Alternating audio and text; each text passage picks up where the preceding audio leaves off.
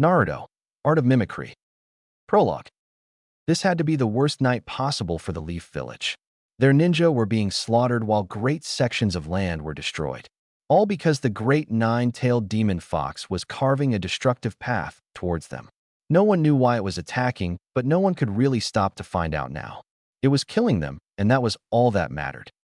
Raikiri, a silver-haired ninja, called out before embedding his arm cleanly into the skull of the great-tailed demon. How he got that high no one really knew, but for the second, the beast paused. For what little of the ninja's face you could see, he appeared to have turned completely white as he looked into the eye of the fox as it stared at him. It looked amused before it snapped its head, launching the terror-stricken ninja from its head. It took half a dozen people to keep his fall from becoming a fatal one. "Are you all right, Kakashi?" a concerned man asked, helping the shaken ninja to his feet. "I'm fine, guy," he answered as the color returned to his face. "Ah, I expect no less from my eternal rival." You say something?" Kakashi looked at the tall man in green who suddenly broke down, crying in front of him, muttering something about a hip response. "Anyway, do you know how much longer we have to stall this thing?" From what I heard, he is on his way." He sounded confident, yet a look of sorrow suddenly appeared on his face. "But I also heard that he was waiting for the hero to be made ready. I do not like how that sounds. I'm sure whatever he does will be for the best." A smile actually became visible behind that mask of his. "Come on, let's see if we can at least make it flinch." At an undisclosed location. "Please reconsider." An elderly man spoke with a voice full of sorrow as he watched a young blonde man write kanji after kanji covering the floor, walls, and even the ceiling. "There has to be another way. I wish there was another way." The blonde spoke before looking at the old man with bright blue eyes filled with his own sorrow, as well as a strong determination. "I've researched this 1,000 times, and I've only found one way that will work." He turned back to his writing before walking over to the center of the room, where a small, sleeping newborn rested. "I know I can't talk you out of sacrificing yourself, but at least use another child." The old man was pleading at this point. "You waited so long. I'm sure someone else." "No," the blonde yelled, looking at the old man with a piercing gaze before turning back to look at the sleeping child. "I can't. I won't ask anyone else to make such a sacrifice." He brushed his hand over the child's forehead before he started placing kanji on him. "No matter how much pain this caused me, it has to be done." "What about? I can only hope she will forgive me." He paused for a moment before looking at the old man with his own eyes, silently begging him. "See that he is treated as a hero. If not, at least make sure he stays safe. See that they both stay safe." "I." The old man could only sigh in an attempt to control his own emotions as the man before him slowly started to break down. "I will try. Thank you," was barely whispered out as he turned back to his work and finished the last of the kanji. "It's time." With that, he took hold of the hat that completed his Hokage attire and disappeared from the room. "I will miss you, my friend," the old man said under his breath before leaving the room. The gates of Konoha. The people were panicking. Just outside the gates was a raging monster, and there was nothing they could do about it. Ninja were pouring through the gates in waves. Many were dead, while others wished they could die. So many were injured to the point that they wanted to fight just to end the pain. Yet their cries of pain weren't alone. Just outside, people could hear the cries of ninja falling in battle. Those that could still fight were getting desperate. A young girl with purple hair seemed to be having an insane fit of laughter as she joined in the fray. To many, it would like she lost her mind, but to those that knew her, she was covering her fear. "Anko, explain your reason for being here." A man with shades and a long coat that partially covered his face with its collar spoke. "What? It was boring over there." Anko almost sounded like she was whining. "You were sent there for your safety," the man stated in a monotone voice. "You don't need to be concerned about my safety," she huffed, crossing her arms. "I can take care of myself. Your past experiences say otherwise." He once more spoke out while pushing the shades up on his face. "Are you talking my former sensei or the suicide attempts?" she asked, glaring at the man. During most of the conversation, the man never looked at her until now. Despite the shades, she could feel him glaring at her. "Both." "Look," Anko started with a subdued tone, "I'm not looking to die here. I just want to step out of that man's shadow." Her face took on a sad expression before she shook it off and pointed behind her at a ball of glued-together explosive tags as large as her body. "Besides, I've been wanting to test that out for a while now." "You plan to use that how?" he asked with an eyebrow raised above his shades, only to hear a low chuckle from the girl. "I haven't really planned that far ahead." A minor blush appeared on her face while he stared at her. "What? I made that thing when I was suicidal. I'm still surprised no one found it." "We'll be taking that," a booming voice said as a tong wrapped up the ball and pulled it into towards a giant frog. "Shibi, take Anko home," a voice yelled out from the top of the frog. Shibi nodded before grabbing Anko's arm. "Let's go." "Hey." She struggled without much success against the man. "At least let me watch." She struggles more until he picked her up over his shoulder, causing her to pout.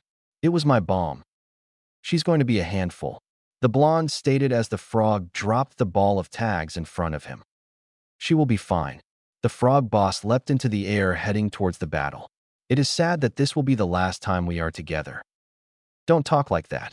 He grinned, closing his eyes. "I'm sure we will be heroes after this." "Save the mask for someone that can see it." In the midst of a leap, the frog drew a blade that was at its side and landed in front of the fox.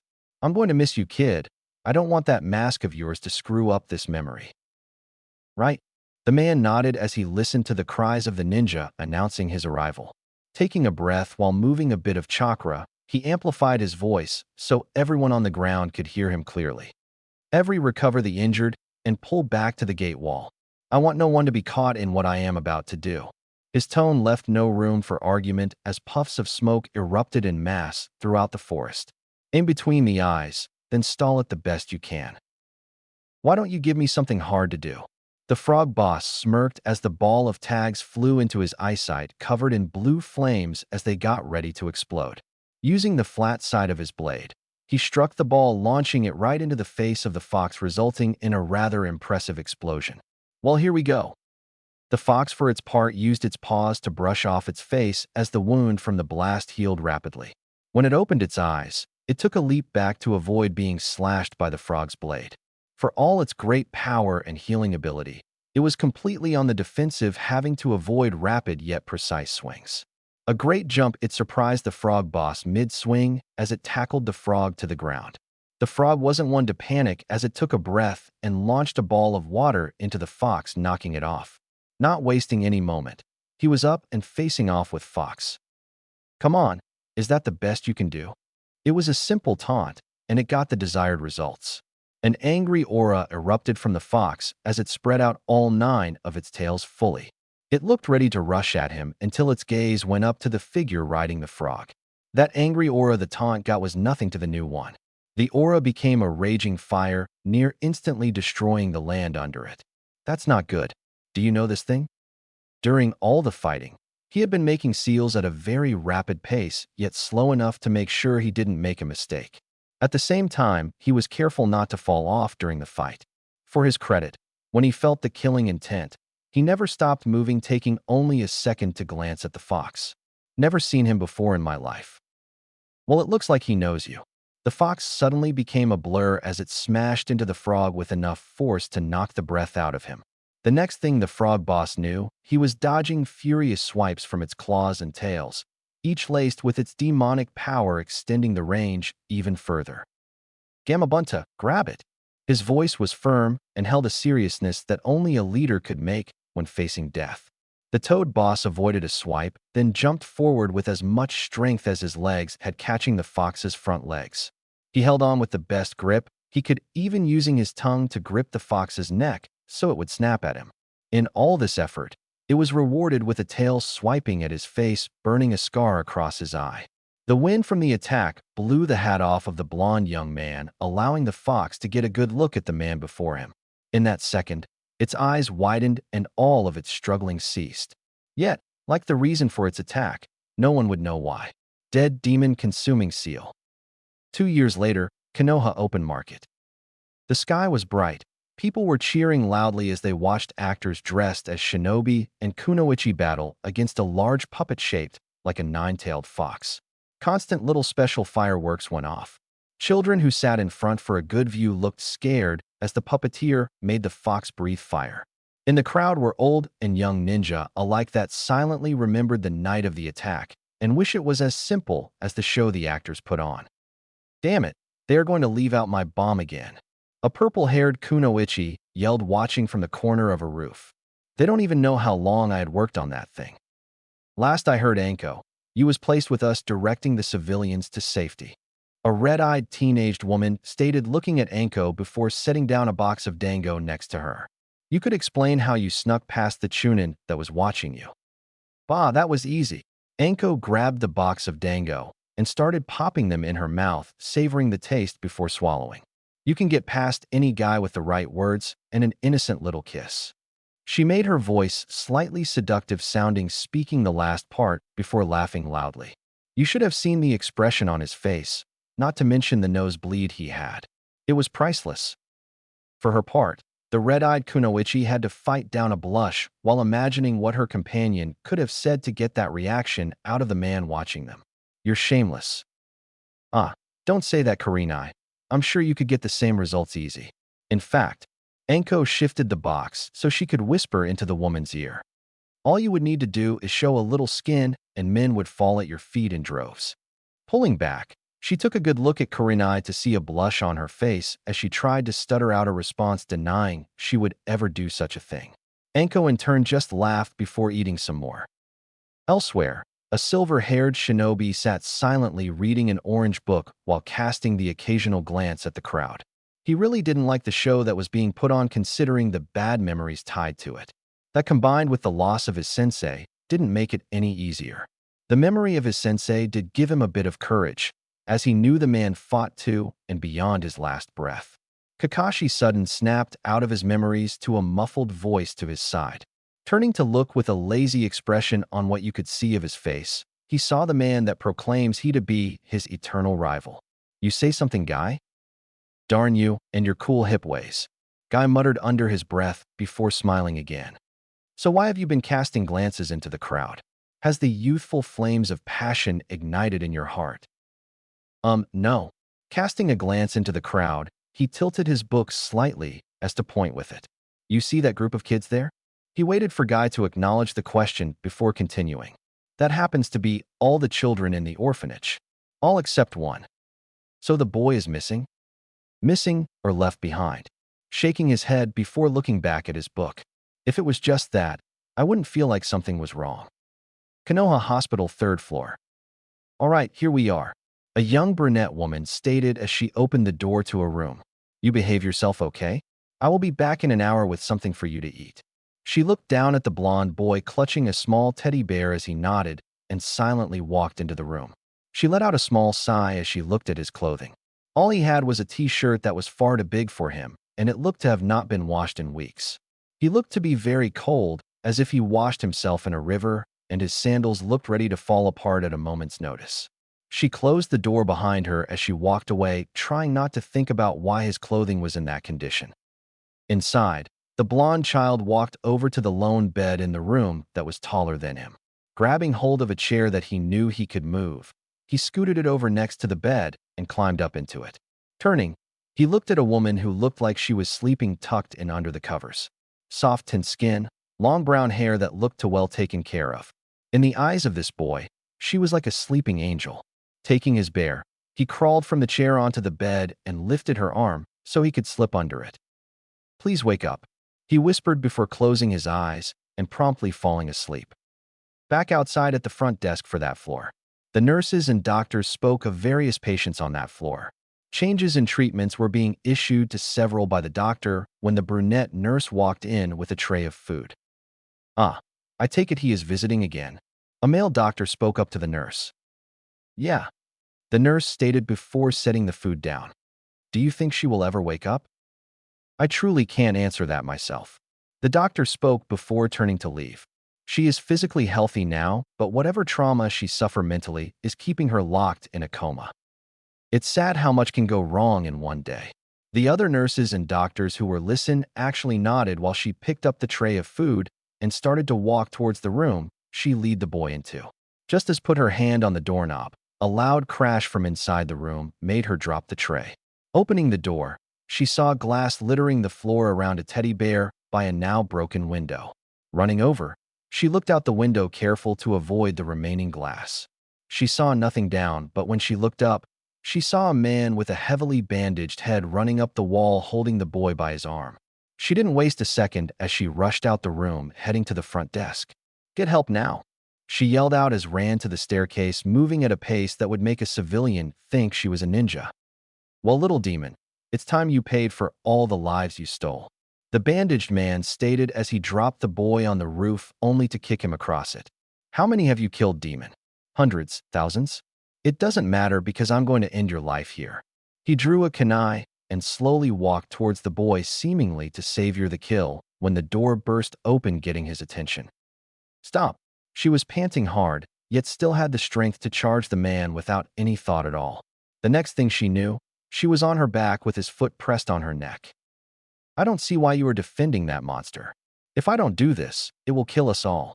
The sound of running reached his ears, and he turned to look at where the boy used to be. What the hell? He immediately got off the woman and ran to the edge of the roof to see the boy running down the wall the same way he ran up it. A child shouldn't know how to do that, yet the boy was doing it. He let out a frustrated growl and prepared to jump down to catch the boy when he felt something prick his neck. Out of instinct, he kicked out behind him, knocking away the nurse he knocked down earlier. Looking at her, he saw an empty syringe. "You little..." That was as far as he got as he collapsed unconscious. Well, this won't help his ego. Beaten by a civilian nurse. She mentally chuckled as she stood up and hobbled over to the edge, just in time to see the boy slip into an open window on the second floor. Hokage's office. Several ninja arrived at the hospital moments after the assassin was knocked out. The Hokage himself even showed up, and the expression on his face showed he wasn't in the least bit pleased. While a couple of ANBU carried off the unconscious assassin, the rest searched the second floor of the hospital for the boy. They found him hiding in a broom closet in tears and shivering, too terrified to even let them touch him. In the end, the Hokage himself had to get the boy. Needless to say, the child lashed himself onto the old man and cried loudly into his robes until he finally fell asleep. Now in his office, with the boy asleep on the couch, he was listening to the report the nurse was giving him. "Are you sure he ran down the wall?" he asked, not sure if what he heard was true. "Yes, Lord Hokage." The nurse looked at the boy before continuing. "I only saw him slip into the window when I looked, but I heard him running." "All right, I want you to go home and rest." He stood up and smiled, that warm smile old men were known to have. "I want to thank you for taking care of him. He hasn't had a lot of people willing to help him. It was the least I could do. He is only a child. Why can't they see that?" She had a sad expression cross her face before she bowed to the old man and exited the office. With the door closed, he locked it and turned to look at the picture of the fourth on the wall. "I'm trying, my friend. I really am." He sighed before walking to the side of the boy and gently shook him. "Naruto." It did take a bit of shaking to wake the boy, but he finally woke up, wiping his eye with a tiny balled-up fist. "Hi, old man." Naruto yawned, obviously still tired. "I know you are still tired, but I want to talk to you." The little blonde boy nodded, even though he was barely awake. "That's good. Did you run down the wall of the hospital?" He was awarded a light nod and a yawn from the child. "Do you remember how you did it?" "I did what Mummy Man did." "Can you do it again?" He watched Naruto shake his head, no, making him pauses for a moment. "Why not, Naruto?" "Don't remember how." "So you did it after you saw him do it, but you don't remember how to do it now?" "Yeah." He nodded as well before yawning again. "Can I go back to sleep now?" "After I check one more thing." The boy nodded once. "Okay, Naruto. I'm going to show you something, then I want you to do it." With that, the old man did a single hand seal and disappeared in a puff of smoke. When he appeared again, he was on the ceiling. He jumped down and pulled two shrunken from his desk and handed them to Naruto. The boy smiled and stood in front of the old man, then the next moment copied the movements perfectly. Just to be sure, the Hokage made him do it 2 more times. "That is an interesting talent you have, Naruto. I'm going to want to talk about it later. Right now, here." He handed the boy the stuffed teddy bear he lost, causing the boy to smile sleepily and lay back down on the couch. In seconds, the child was sleeping. "Well, Naruto, seems your future just got a little more interesting." Naruto, Art of Mimicry. Chapter 1. To be Hokage. It was dark, cold, and the only life that could be seen belonged to a child. A 10-year-old blonde boy in a black t-shirt and orange shorts had a heavy layer of sweat built up on his body. His face showed both determination and concentration as he struck a wooden log several times his size repeatedly with his fist alone. By the looks of the log, it was one that he had been working of hours at a time, as one side of it was beaten into a gouged state, and several cuts were all across it from repeated piercing by weapons. His fists were bleeding from the abuse, yet he didn't stop. His mind wandered over his history with each strike he made. The first things he remembered were the words villagers always yelled when he was near. Just the thought made his strikes that much harder. He remembered the abuse as some got bold enough to throw rocks at him. The orphanage he used to live in reminded him of the loneliness he felt as they made him stay separate from the other children. Even told him that monsters weren't allowed to play games. Yet with all that, he made a promise to himself. Flashback Naruto age 2, Hokage's office. He sat on the couch watching the old man work. Ninja and villagers came in one by one and in groups, and every time they were nice. His own mind found it amazing. They were so nice to the old man yet mean to him, and he couldn't figure out why. "Old man," he asked in a timid voice, getting the Hokage's attention. "Why are they so nice to you?" The old man gave him a warm smile as he got up from his chair and walked over to the boy. "They are nice to me because I'm the Hokage. I make them feel safe." "Really?" The old man gently ruffled the boy's hair as he smiled. "Yes, they know I will fight the bad guys that will try to hurt them." "Like a hero?" "Right, like a hero." "Then I want to be Hokage," Naruto yelled out with a big smile on his face. "Oh, why is that?" "If I be Hokage, I will be a hero." His smile faded as he looked down with a sad frown. Maybe they will stop hurting me then. If he continued to look up, he would see the frown that appeared on the old man's face. For that moment, Naruto's memories reflected on what people had already done to him. For some reason, he looked a little older because of the pain they already caused him. "Well, Naruto, it's not easy to become Hokage." The old man spoke, knowing he needed to change the boy's thought process. He was rewarded with an angry frown rather than that sad one. "I can do it," the boy yelled out in a defiant tone. "Oh, you can, huh?" He stood up to his full height and put on a playful smirk that he knew would make the boy focus more on him. "Do you know what it takes to be Hokage? You gotta be strong." Regardless of his size, he flexed a non-existent muscle with his right arm while still holding his teddy bear in his left. "That's right. You have to be strong, but you also have to be smart."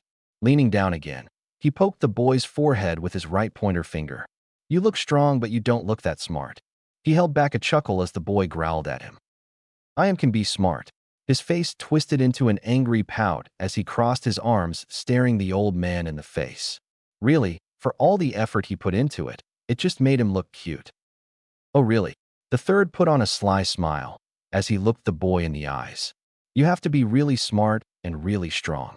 I don't know if you can do it." "I will be smart and strong and be the best Hokage ever." The boy yelled at the top of his lunges while pointing at the old man with a determined look on his face. He was going to be a hero. He was going to be so great a hero that no one would ever think of hurting him again. That's a promise.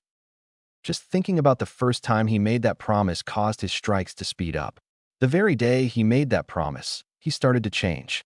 No matter how badly he was treated, he didn't dwell on it. Those who beat him just to see him cry were disappointed in the results. The pain made him cry. That much couldn't help, but he got back up from it. Before he would stay down and just cry out in sorrow. That's what they wanted, and now they couldn't get it. Some people even stopped hurting him altogether and treated him nicely. He recalled the promise he made again. He had to be stronger and smarter, but he knew no one would teach him. The old man, as nice as he was, couldn't do it. He had to be the Hokage, the village's hero, and protector so. That meant that he had to learn on his own, and the first task was the hardest. You can't be really smart unless you learn to read. That meant sneaking into the public library. As a child was no easy task. Surprisingly, just getting into the library repeatedly caused him to learn a great deal about stealth and patience, as well as a few ninja tricks. Of course, he didn't know he learned them till he finally pulled them off without seeing it done first. Still, 3 years learning to sneak into the library so he could teach himself to read, plus another year learning on his own. If anyone ever took the time to notice, they would realize that this boy could potentially be a genius. Flashback Naruto age 6, unknown training ground. In front of him were at least 9 different scrolls covering the basics of ninjutsu, taijutsu, and jinjutsu. The boy himself had in his hand a single scroll with a simple title on it: Basic Chakra Control and Control Building Jutsu Volume 1. This is hard.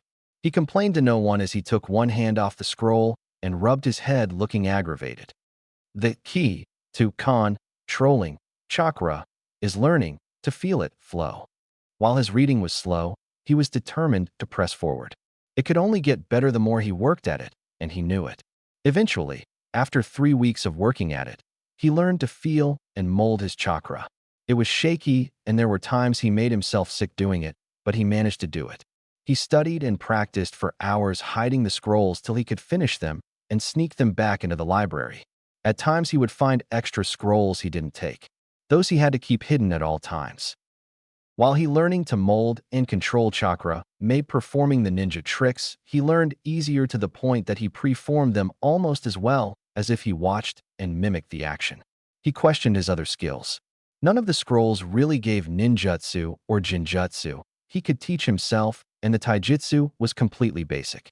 The scrolls that appeared out of nowhere did have instructions how to make his own jutsu, as well as instructions for the transformation jutsu. Whoever was giving him scrolls didn't know what evil jutsu Naruto would create from that. The angry remarks and minor assaults continued, not that he expected them to stop anytime soon, but one event actually stopped the beatings from a large number of people. During his walk from the training ground to Ichiraku's, he took notice of a set of boys bullying a girl. To say that Naruto beat them would be normal, it turned out that these boys were genin from another village. A 6-year-old boy facing off against 2 genin wasn't a fair fight in the least. "Hey, you bastards! Leave her alone," Naruto declared in the loudest possible voice he could muster. If that was all he did, odds are they would have just grabbed him and the girl, but Naruto is a surprising child. In the process of that yell, he physically jumped and kicked one of the boys into the other, allowing the girl to take off running. Of course, he also royally pissed off the 2 boys with his assault, but hey, he did save the girl.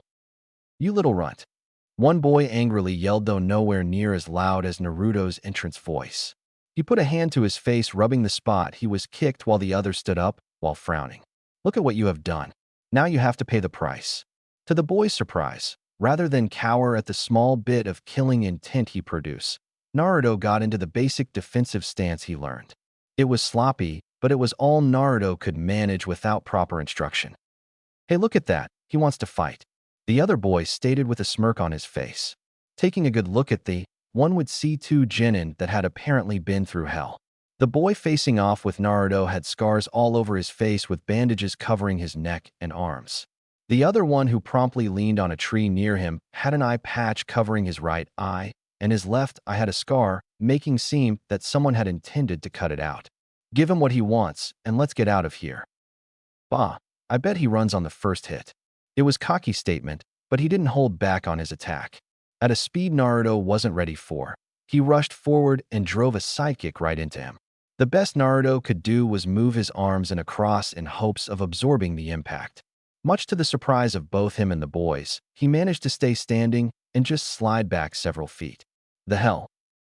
What did you hold back for?" the boy with the patch asked, glaring at his partner with his one eye. "I didn't." He was surprised but shook it off as he prepared to attack again. "No matter, the next one will finish him. Or kill him. It probably would have if he had a chance to do it." In an instant, that kick that sent Naruto skidding backwards was returned, except for 3 differences. Naruto was prepared to just mimic it fully till he realized he was far too short to aim for the same spot, so he altered it slightly. He pumped more chakra into his legs to make it faster. He took the skill he learned from repeatedly mimicking other ninja that let them walk on walls and things, added that to his running, so he didn't lose any speed, but gained more from the near-perfect traction he got. And finally, he threw the kick forward at a higher angle, pumping his chakra into his foot so that it would explode out, creating a greater force on impact with his target. As for his target, well, the odds of the scared genin ever producing children went down greatly. Now, seeing his partner dropped in the most painful manner possible for a guy his age was enough to make the boy angry.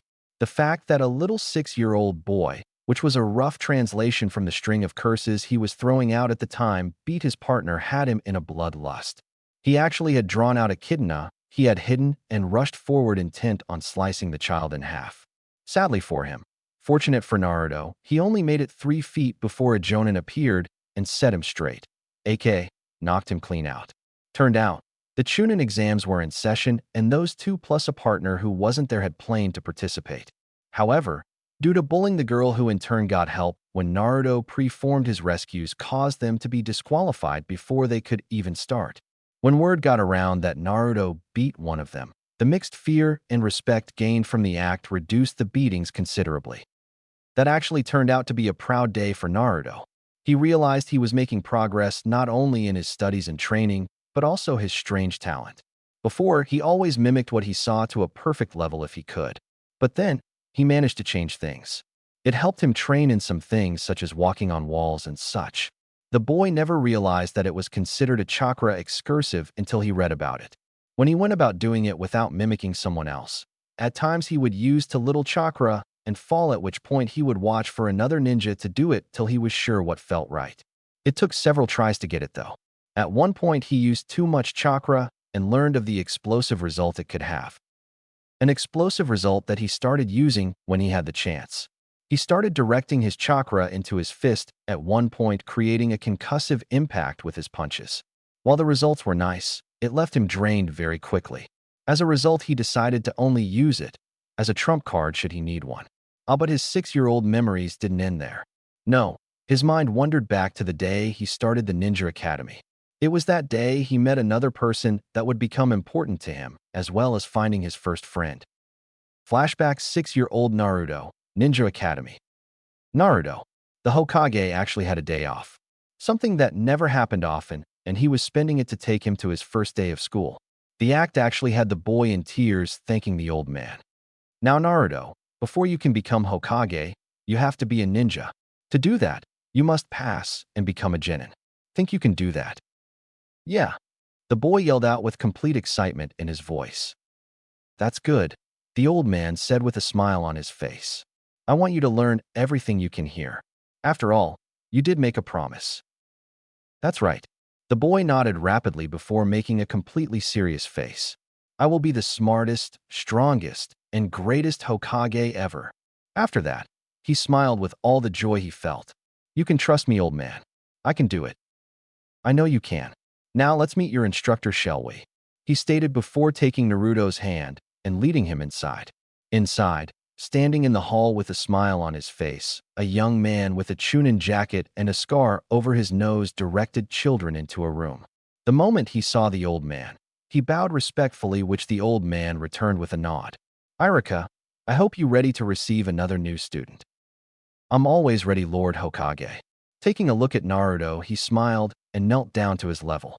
You must be Naruto, right? While the boy nodded his head, he did look a little apprehensive. I've heard good things about you. I hope you learn a lot in my class. Naruto, for his part, blinked a couple of times before smiling and bowing to the man. Thank you for having me in your class. It's my pleasure. Now why don't you go inside and have a seat? Irika stood up and let Naruto run inside after he waved goodbye to the old man. He was rather polite. That statement got a chuckle from the old man that made him a bit confused. Wait till he gets used to you. The old man smiled a knowing smile before turning to walk out. Take care of him, Irika. I'm leaving him in your hands. Irika, for his part, bowed before waiting for the rest of the kids to get inside. Inside, Naruto saw a lot of kids talking with each other, playing games among other things. Most of the seats were taken except a few around a boy wearing shades and a large coat that covered most of his body and part of his face. For some odd reason, no one was talking to him, much less few sat near him, and the tones that did actually had their desks scooted a little in an effort to be further from him. Naruto chose to sit in the seat next to him. The boy didn't seem to react to his presence as he sat down. He just remained silent, seemingly staring forward at nothing. Hi. Naruto spoke first, deciding to break the ice. My name is Uzumaki Naruto. What's yours? The boy turned to look at Naruto with an eyebrow raised over his shades, making Naruto wonder if he did something wrong. For a second, this boy was told to stay away from him like everyone else. Aburame Shino. Nice to meet you, Shino. Naruto stated with a smile before looking forward. Shino did the same and silence was all there was between them. Though, Naruto looked around a bit and noticed people still staying away from them. So Shino, you have any friends? No.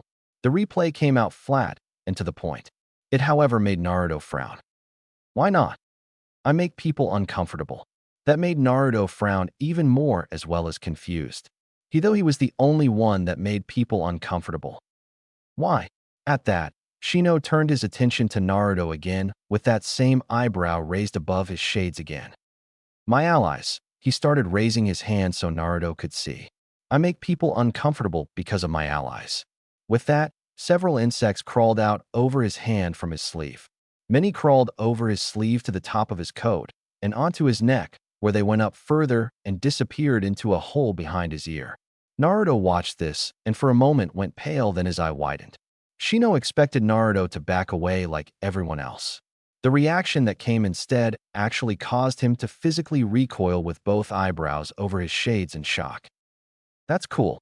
Naruto's outburst made half the people watching them blink in surprise, which was completely ignored by the blonde. Do they hurt? Can you talk to them? Are they in your entire body? Do you name them? Do they help you fight? Naruto started spitting out questions at a considerable rate that further confused Shino. No one had ever given him a reaction like that before. He saw Naruto was slightly creeped out by the bugs crawling out then back into him, but apparently that wasn't an issue for the blonde.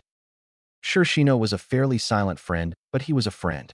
He was also smart, which he appreciated. It helped a lot considering Iruka tended to go off on into boring lecture mode very easily. Shino took notes and showed Naruto how to narrow the lecture down into important details and write them down. Despite how creepy he can be at times, he was a friend Naruto was glad he had. 2 years after that was one of the most important events he had to date. While it wasn't a changing point like when he first made his promise, it did send a tidal wave into his life. It marked one of the happiest moments in his life. A moment he would never give up for anything. Just thinking about it brought a few tears to his face, forcing him to stop his strikes against the log so he could wipe his eyes. Flashback Naruto age 9, Hokage's office. When he came in, he was being led by an ANBU. It wasn't often that one of them got him by request of the Hokage, but it did happen from time to time. Before he was collected, he was training himself hard. He was hoping to make a combat jutsu of some kind. He only really created one jutsu, and he reserved it to force certain targets. It never really something he would use in a serious battle. Hey, old man. Now, normally ANBU don't show any form of emotion, but as one apparently was used to dealing with Naruto as he bopped the boy over the head before disappearing.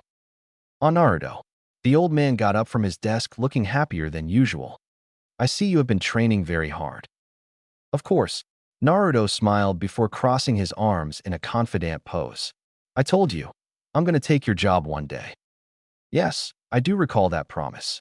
Now he went to a slightly more serious but still pleasant face. I've called you here because I want you to meet someone.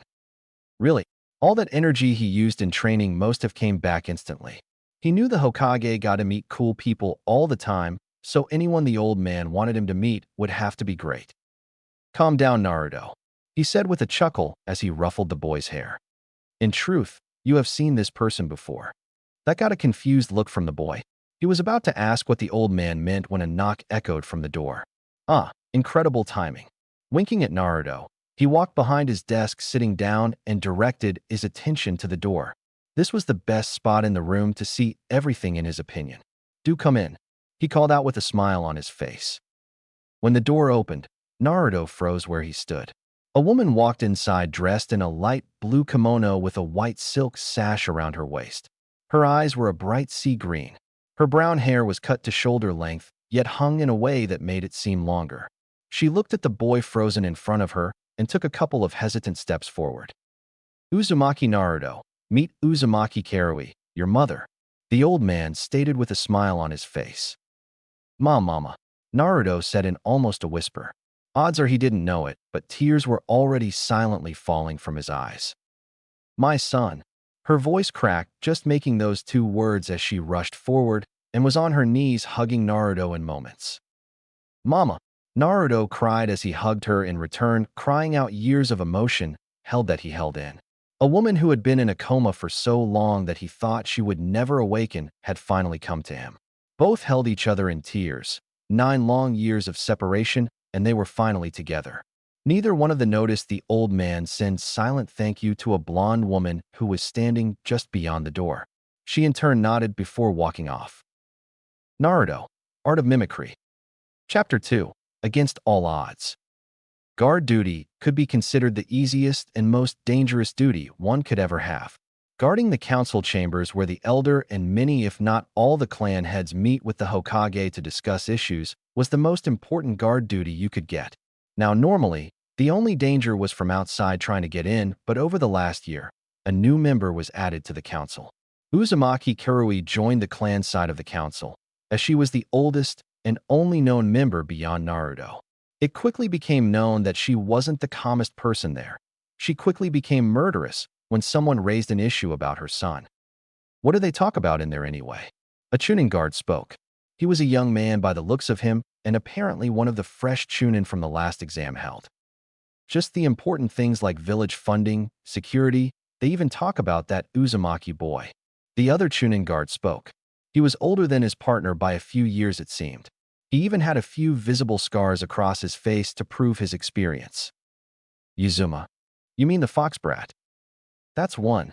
Came a voice from the other side of the door, confusing the younger guard. Don't call him names, or you will regret it. The older one spoke while the younger one looked at the door the voice came from. What are you talking about? What could that little demon brat do to me now? The older guard just shook his head. That's two. Just one more. Come on. The door shook slightly from that outburst from inside, making the younger guard even more confused. What is going on in there? Actually, that's being yelled to you.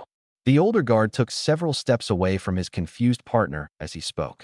You see, the boy's mother was added to the council, and she is very protective of him. She tends to attack people just for insulting him.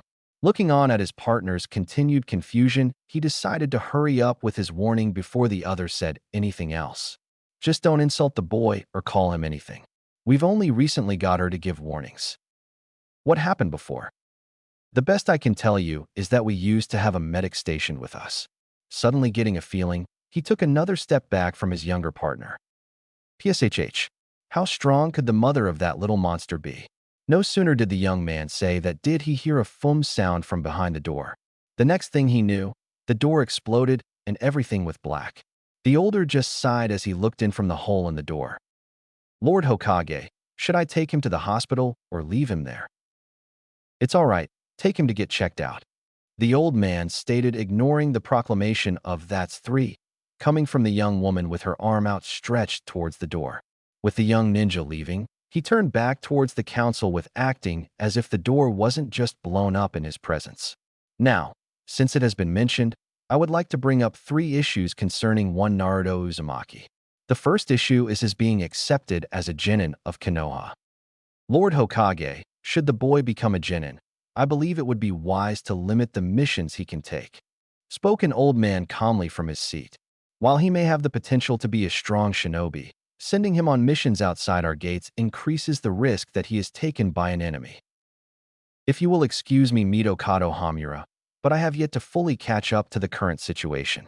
What enemy are we speaking of? Karui spoke in a soft, formal voice.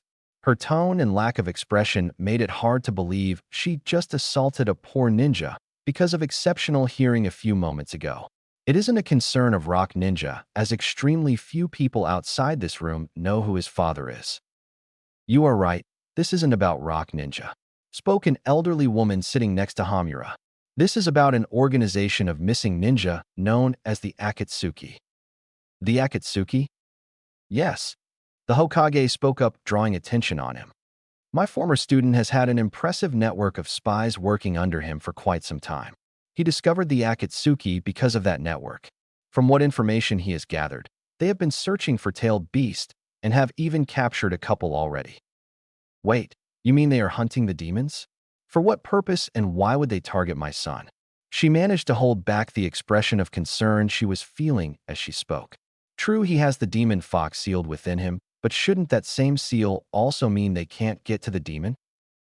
I wish that was the case, but it appears that the first demon they have captured was sealed within a human container. That got a gasp from a couple others besides Karui. Apparently, that little bit of information was new to them. We don't know how the demon was extracted, but the process evidently kills the host as a side effect. I see. She looked down, mentally feeling sorry for that person. They were chosen to hold a dangerous demon and ended up killed for it. Somehow she knew that person was discarded as if they were nothing afterwards. If that is the case, then I believe that limiting what Naruto does would be a bad thing to do. I don't understand how keeping him safe would be a bad thing. Hamura stated, surprised that the woman who often proved to be protective of the demon container would take that risk. Truthfully, he expected her to agree with once she learned of the danger outside the village. You said it yourself, he has the potential to be a powerful shinobi. She looked at the old man before closing her eyes. If we don't allow that potential to grow by limiting what he does, we put him in far more danger. But sending him on the eventual missions that place him outside the gates. The elderly woman spoke up to be cut off. Puts him at risk, I know. A smile made its way on Karui's face as she looked at the elderly woman. But if we let him get stronger, gain the experience he needs, and can only get on missions outside our gates, he will know how to truly defend himself. She took the time to look at every person in the council chamber. Veteran ninja were looking at her with neutral faces, something that really couldn't be developed without experience. Everyone here has had experience with the harsh realities of our world. How long do you think any one of us would have lasted if we never got to learn and experience what was out there? With a sigh, it seemed both Hamura and the old woman dropped the issue, though they felt it was a bad idea. That left two more issues that were raised to be discussed. The third, as he was called, made sure that the room was silent before he brought up the next issue that was given to him. The next issue to discuss is his possible possession of a new blood limit. That immediately got the attention of everyone in the room. Hamura felt the need to bring up keeping Naruto in the village again, considering this. Lord Hokage, what proof do you have of this? Came the calm yet stern voice from a white-eyed man seated in the back row of the chamber. I'm sure you have all been made aware of Naruto's unusual acts as of late. I'm sorry, but I was under the impression that those were rumors. Spoke a tired-looking man as the pleasantly plump man next to him nodded. It is also known that the fourth nor Uzumaki Karui have shown any signs of having any unusual traits beyond the ability to shift emotions on a whim. Stated a man with a very long trench coat and shades. His voice was completely monotone as he spoke. And such rapid change in emotional conditions is often characterized as a medical problem. Half the room couldn't tell if he just told a joke or not, but there were a few snickers while Karui fought off a blush of embarrassment. Shaking his head, the third motioned with his hand, and a white sheet lowered itself from the ceiling behind him as a projector rose from the center of the room. As soon as they were in position, the projector started showing captured footage of Naruto and various spars at the academy. I want you all to pay close attention to everything you see here. This is a three-way spar between Nara Shikamaru, Izuku Karama, and Uzumaki Naruto. He turned towards the projection as it started up. The first thing that they noticed was the Nara boy lazily put up his guard and watches both Karama and Naruto. The other two met into a taijutsu fight that was pretty basic, though Naruto's form was sloppy. At first glance, Naruto was on the losing end of the exchanges until something changed at the middle of the fight. This change caught the attention of the two of the most observant of the council. Naruto's strikes began to mimic the ones Karama were throwing to a near-perfect degree, causing the fight to go into a stalemate. It only broke up because Karama suddenly froze for a second, allowing him to take a hard punch that sent him to the floor. Naruto turned his attention to Shikamaru, who was holding himself in a stance the lazy council member recognized. The boy got out of it and started to block Naruto's strikes, which were still mimicking Karama's with a little bit of difficulty. Naruto would have continued to assault until he jumped away from the Nara boy. The projection had no sound, but being able to read lips allowed them to see Naruto mouth off to Shikamaru about not falling for the same trick a fourth time. It was by instinct, or he knew Naruto ducked forward, avoiding a kick sent towards the back of his head by the recovered Karama, then rolled backwards so that both boys were in front of him. That was when it happened.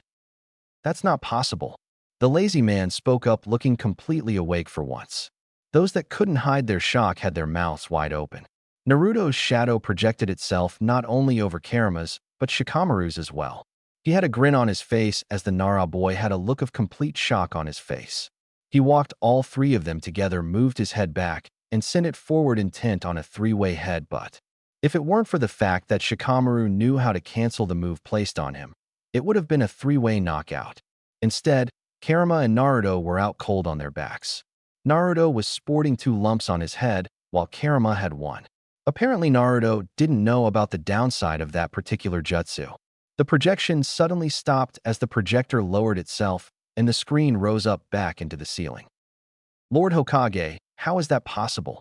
The man spoke up, no longer showing the laziness he was before. That is a family technique. It can't even be copied by the Sharingan. How did he copy it? He even looked at Karui to see if she could answer it. That is just it. He didn't copy it. The third held up his hand to stop the sudden stuttering of butts. He mimicked it. Isn't that the same thing? Spoke another council member. In this case, no. The old man went to a folder he had on a desk in the corner of the room before coming back to the center. I've been watching him grow up, and I've noticed something interesting. It appears that Naruto can mimic the actions of just about everything he sees. He paused as murmurs erupted around the room. It forced him to speak up so they could hear him over their words. He, however, cannot hold on to that action for longer than a few minutes. That silenced the council as they looked at him once more. Now, I'm not quite sure if he has complete knowledge of what he is doing, and I do not know what the limits of this is, but I do know that it is a new bloodline. How? How could Ev just suddenly have a bloodline? Another council member spoke up. Could it the demon have found a way to manipulate him? That got more murmurs to erupt at the thought of the demon suddenly gained some form of control. I assure you that is not the case. In fact, this knowledge has explained something that was discovered long ago. He made a gesture causing a kunoichi to enter the room, holding a stack of folders that she passed around the room. Turning to the Hokage, she bowed before exiting in a puff of smoke. In turn, all the council members opened the folder and started reading. Many of them suddenly held a look of shock on their faces. Karui already knew and just looked to gauge the expressions. As you can see, over the course of a month after the sealing, the boy's chakra system grew into an unusual pattern and continued to alter itself for over a year. It is what allows the demon's chakra to filter into his body without harming him. This came with 2 side effects. The first being his ability to temporarily mimic the actions of another. The second being an unusually potent ability to sense chakra, which I personally believe is also what allows him to mimic far more than physical actions. So, as a result, a new bloodline limit has been formed. That is what I believe. Doctors have told me that they believe it is something that could be passed on to his offspring. More of the room was paying attention at this point. This leads me to the third issue. How do we handle this? Ninja Academy Sparing Grounds. Clone Jutsu, a loud voice rang out. Class was over. Most everyone went home except for a young blonde boy. Besides him was a pale version of himself that looked well beyond dead and crippled. This one jutsu was frustrating him greatly. Sure, he could do it when he saw someone else do it, but when he did it on his own, it always failed horribly. He had no idea why. Even after practicing multiple times after watching, it started to fail and would continue to fail. His aggravation was showing as a string of swears echoed from him. If he is ever to pass, he needed this jutsu, and if he couldn't do it. Having problems, Naruto. A voice spoke to him, causing him to stop what he was doing. He turned to see a white-haired Chunin walking up to him with a smile on his face. Oh, hello, Mizuki-sensei. What are you doing here? Well, I noticed some rather loud cursing and decided to investigate. The man chuckled lightly before roughly rubbing Naruto's head.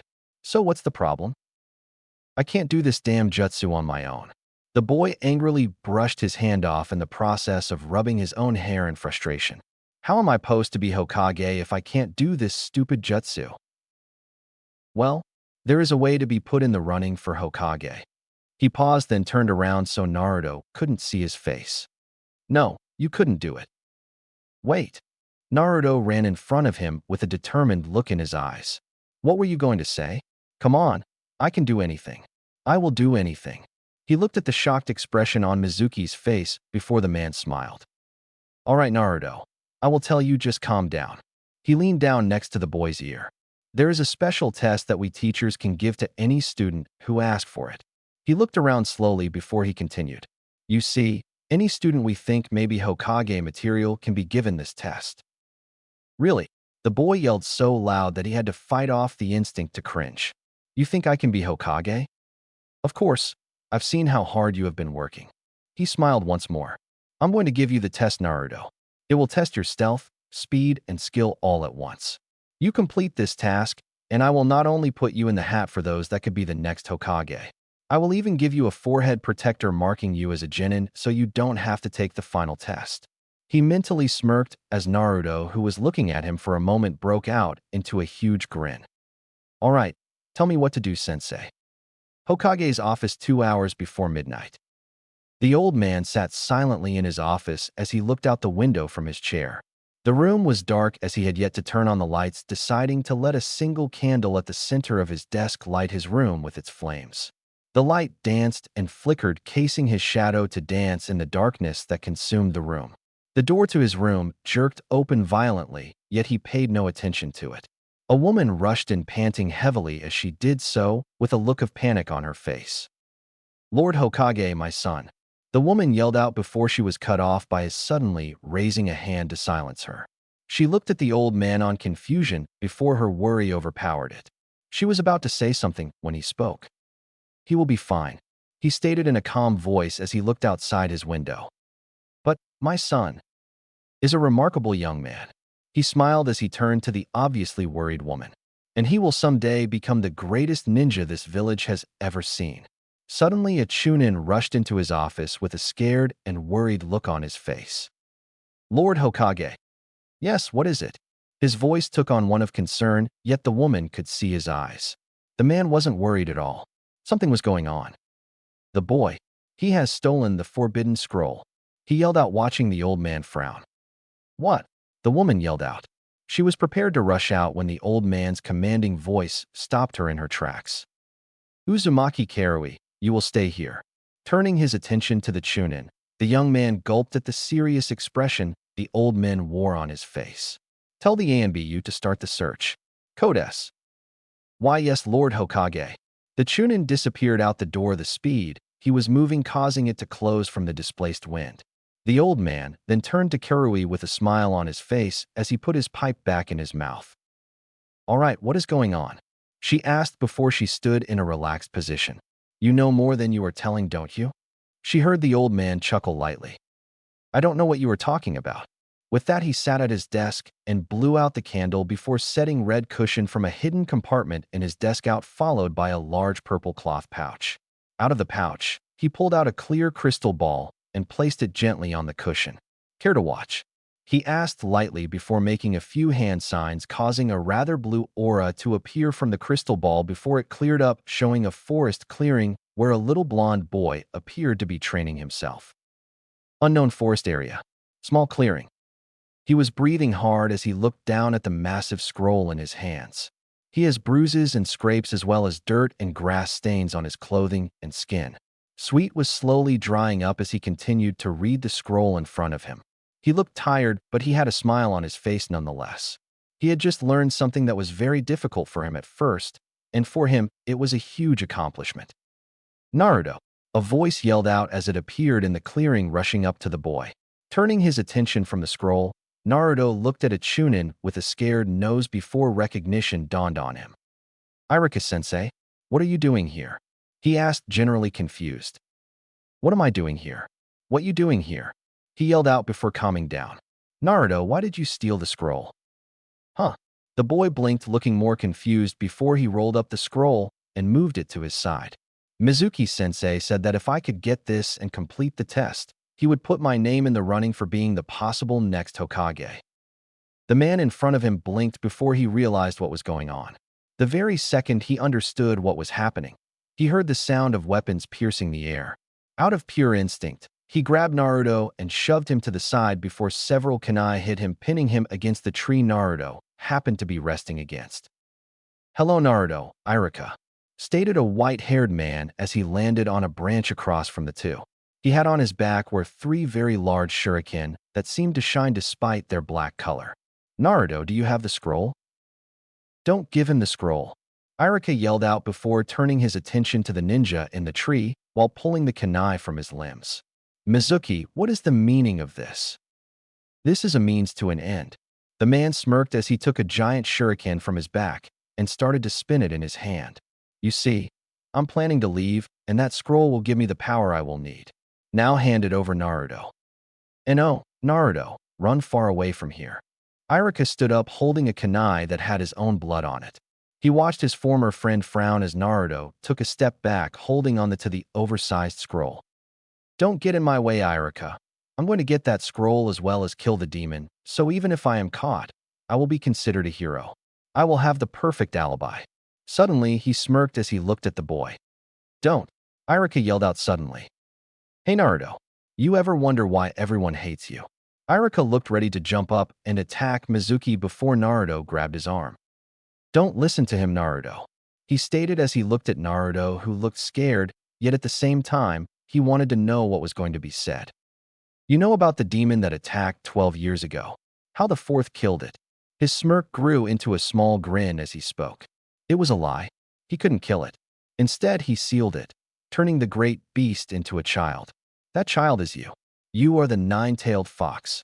He mentally laughed, expecting the boy to break down as he connected everything that has happened to him. He expected the boy to turn into a weak, sniveling shell. Irika wasn't even paying attention to Naruto as he tightened his grip on the kunai he held. He was prepared to kill his former friend now. He just broke the law just to break the boy's spirit. He knew Naruto wasn't the demon. He knew the boy only as Naruto. He was prepared to defend him until he heard something that broke him out of his thoughts and anger. Shadow Clone Jutsu. Irika and Mizuki both turned their attention on the blonde boy in shock. That shock multiplied as nearly all around them, they saw clones of the boy, each glaring at Mizuki. Naruto himself walked in the only spot where the clones weren't covering, looking rather angry. It's idiots like you that make our village look bad. First, you confuse me with a 5-billion-ton demon fox. Second, you insult my own mother by thinking she wouldn't tell me the truth about what happened to me. You then insult the fourth's work when he died sealing the demon. And finally, the worst thing you could have possibly done. If Mizuki wasn't panicking before, he was now as he saw each and every clone start to close in around him. You hurt Irika-sensei. Back in the Hokage's office. The two watching the event take place winced as they heard and saw the horrible beating Mizuki suffered. It didn't help that the man screamed himself unconscious throughout the beating. Karui looked at the old man who had a smile on his face as he ended the jutsu on the crystal ball. You knew the entire time. She had a small smile on her face as he chuckled. What about the scroll, and what is Code S? As I said, your son is a remarkable young man. He put away the crystal ball and cushioned for it. Quite bright for someone his age. The moment Mizuki told him the details of his little test, he knew it was a lie and a bad one at that. He came to me with the information, so we made preparations. Though I wasn't expecting Irika to show up of all people. Well, it helps to know he is as protective of my son as I am. True. He smiled as he lit the candle on his desk and basked in his soft light. The scroll is a fake. He never had the forbidden scroll. If that is the case, then what does he have, and what is Code S? Well, he was having a little trouble with the clone jutsu, so I decided to give him something better. He smiled before he held a hand up to keep her from saying something. I know it is a Jonin jutsu, but I knew he could handle it. As for Code S, well, it isn't a real code. It is rather a signal that the operation has started. It was Naruto's idea, actually. He even wanted to do the takedown himself. But he is just a child. She stated, looking at the old man in disbelief that her son could have done all that. Oh, the MBU would jump in should there have been a need to, I assure you. His smile was apparently infectious as she smiled as well. You should be proud. I am. She actually had a small tear in her eye. Despite all the hate around him, he continues to grow. I wouldn't expect any less from our future Hokage. Naruto, Art of Mimicry. Chapter 3, Manipulation and Graduation. Hyuga Hayashi could easily be considered a very cold and heartless man. He did send his eldest daughter away to become a genin of Konoha because she was viewed too weak to serve the clan. It didn't help that he stated this while she was within earshot of him. Even worse, to add to his negative reputation, In his training of his younger daughter, he was ruthless. Some say the poor girl could often be seen sporting chakra burns over half her body, as well as bruises. Oh yes, he had a horrible image, one that was feared both in and outside clan and family. Yet, despite this image, he was always planning, always plotting for the benefit of his daughters and clan. He cared for them more than he would or could ever show. He treated Hinata rough to make her stronger, but it broke her confidence. He knew, and it pained him, so he sent her away. He treats Hanabi just as rough, and yet she endures and grows strong. He could see it. His eldest, who was so kind that she could show the lowest of creatures mercy, needed someone to fight for. She needed someone who could drive her to face her weakness and grow stronger to overcome them, rather than let them break her down further. That was something he couldn't provide her, but maybe she would find it outside the clan. Now, he found it, that inspiration she needed, and it came to him in a manner he never expected. The demon child, the fox reborn, the savior of Konoha, Uzumaki Naruto had gained something from his sacrifice. The child had gained a Kekkei Genkai, a blood limit that the council dubbed the Ketsueki Kagami. The blood mirror, the ability to mimic nearly any action preformed within a currently unknown radius of the boy. True, it didn't sound like anything special to him when he first heard of it. Even video footage where he mimicked a family jutsu that originally was only usable by the Nara clan didn't impress him that much. No, it was the test he had preformed out of curiosity that truly put his attention on the boy. You see, he had a branch member of the Hyuga clan challenge to boy to a little contest. He was to show the boy 3 things, and all Naruto had to do was mimic them. If he couldn't, then he had to spend the little bit of money he had on the Hyuga's next meal. If he won, then the Hyuga would buy his next meal. The results were shocking to say the least. After the first 2 acts that consisted of easy-to-perform jutsu, the last was the activation of the Byakugan. The shock came at that moment. The pupil of the boy's bright blue eyes shrunk down till it appeared to no longer. The bright blue grew out until it seemed like it was the only color there. Then finally, the vein that were a clear sign of an active Byakugan appeared from the sides of his eyes. To prove he did it, the Hyuga made the boy look through a wall and point out what he could see. He could see quite a bit, but nothing beyond his normal visual range. In fact, that seemed to be one weakness in the boy's Kekkei Genkai. It could not full copy others. He didn't have the extended range or the 360-degree view that the Byakugan had, but his vision was apparently sharper, and he could even see the chakra system clearly. This is also where the second weakness was exposed, though in this case, it became a great weakness. 3 minutes after the Hyuga deactivated the Byakugan, Naruto's eyes struck him with an apparently blinding pain. The side effect of mimicking the Byakugan was that the process of his eyes returning to normal from the unnatural state they were in hurt very badly. That meant he would have to be careful of what he mimics when it concerned bloodlines. Otherwise could do considerable damage to himself, limiting his ability to fight till he recovered. As for the boy being the inspiration Hinata needed, he knew she watched him from time to time when she caught him alone. She wasn't blind to the hate he constantly faced, yet he always stood strong. He bounced back from the abuse he suffered and continued to live. Hayashi saw her throw herself into her training after her encounters. It wasn't enough to break her from the shell he placed her in, which saddened him. But, thanks to this new Kekkei Genkai possessed by the boy she seemed to admire, he finally had a way to help her, even if it was indirectly. The problem was how. He had a plan, but it had to be pulled off carefully. Hyuga Council Chambers. There they sat, the elder members of the main branch of Hyuga, the Hyuga Council. While Hayashi headed the Hyuga as a leader and figurehead, they handled the internal affairs with what he called an iron fist. Not that he would say it out loud, but he truly heated the council. They were the reason the internal hatred existed between the main and branch families. Lord Hayashi spoke an especially old Hyuga. If it weren't for their different ages, you would think that they were all the same person. Each one wore the calm mask the Hyuga were known for. You called this meeting to ask for something. May I ask what that might be? I am here to request aid in the manipulation of the Genin examination and selection process. I wish for a team to be formed between Hyuga Hinata and Uzumaki Naruto. He didn't react to the few gasps and flinches to his proposal. Why do you wish to place your daughter with the container? Another elder spoke. I am sure you read the reports from the Ninja Council as well as my own findings. He paused a moment to see if anyone had a comment before continuing. I wish for my daughter to get to know the boy. If she can gain the boy's affection, then she could possibly be including into the family he shall start and produce. Offspring, you are getting ahead of yourself, voiced an elderly female elder. Why do you even seek a union between that boy and your child? We are currently the strongest clan in this village. However, the potential that comes from that boy's Kekiai Genkai is staggering. If left unchecked, the any family that is raised from his blood could become enough to unseat us. If we can gain some control, even minor control, over its development and how it spreads, we will be able to maintain the power and image we uphold. Also, as we learn more about the strengths and weaknesses it possesses, we can learn to counter it, control it, and add to our strength. Mentally, he had a smirk on his face. The council seemed to exist for two things: power and the maintaining of that power. They didn't like the chance of another clan growing stronger than the Hyuga threatened them. Yet the idea that they could gain power always got their interest. He waited silently as they whisper amongst themselves. You have our support, Hayashi, but on one condition. The elder looked at the others, who in turn nodded in approval.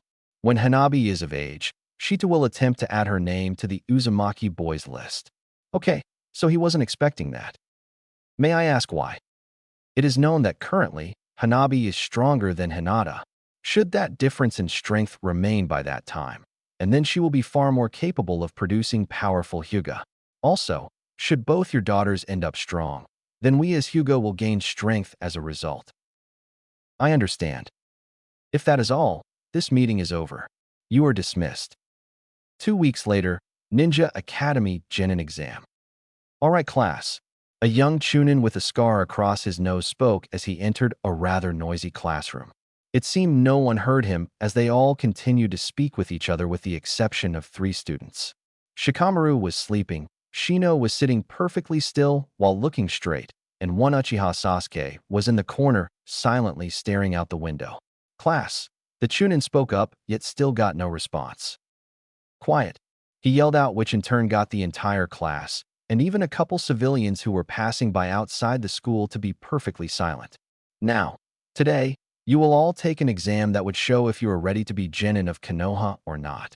I know some of you may be nervous, but I am confident that you will pass.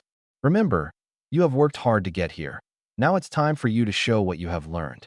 With that, the door slid open and in walked a young Hyuga woman who looked to be no older than the Chunin teaching. By the way she wore her forehead protector, it was obvious to one person in the room she was of the branch family. I am Hyuga Aim. She smiled pleasantly as she bowed towards the class. I shall be assisting your teacher Yumino Irika during this test. Just know, however, if I find you cheating. That smile turned into a scowl as her Byakugan activated, causing a classroom-wide shiver amongst the students. I will do more than fail you. With that, she began to pass out test sheets.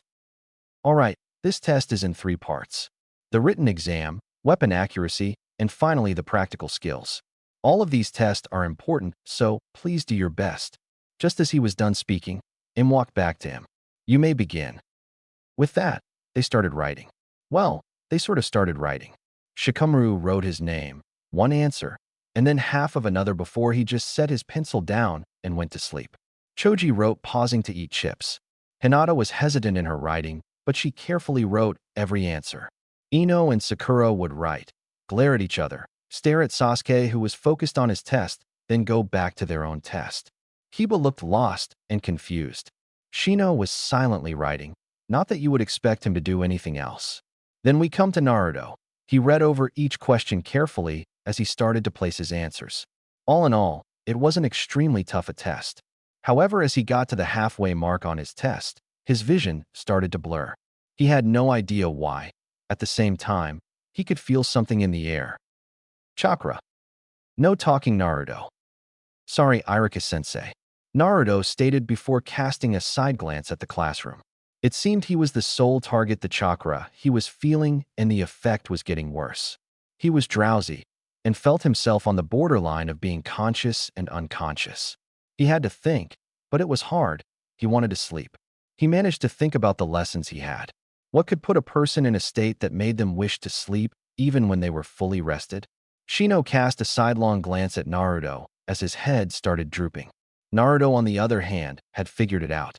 Jinjutsu. The chakra he was feeling was part of it. Now he wished he paid more attention to lessons on how to break it, because at that very moment, a loud thump was heard in the classroom. His head slammed into the desk. He was out cold. Naruto, Irika yelled out with concern.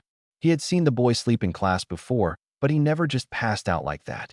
He was about to rush over to him until Aim held her hand in front of him. "Let me check him. You continue to watch the class," she calmly stated as she walked to where Naruto was seated and knelt down next to him.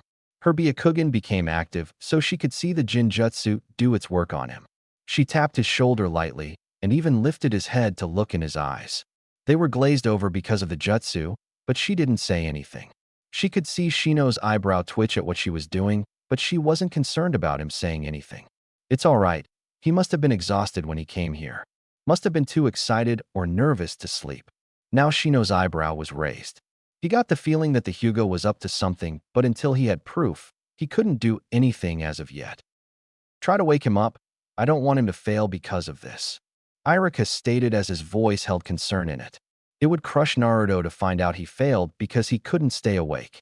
In turn, Aim shook Naruto gently while making subtle changes to the Jinjutsu that was placed on him. He woke up slowly with the change while mumbling apologies. "It's all right, Naruto. Just try to stay awake, okay?" With that, Aim patted Naruto on the shoulder, which made his arm partly numb, yet he didn't notice yet because he was recovering. Finally, he started to write again, getting into the test. The thing was, the last half of the test, several questions were different to his eyes than what they really were. When the test was ended, he heard a bell that took his attention off of his test paper. At the same time, he felt something leave. The chakra he was feeling just stopped all of a sudden. He shrugged it off as he handed in his test paper and got into a line that was forming. He was unconsciously moving his arm to get feeling into it. It was numb for some reason.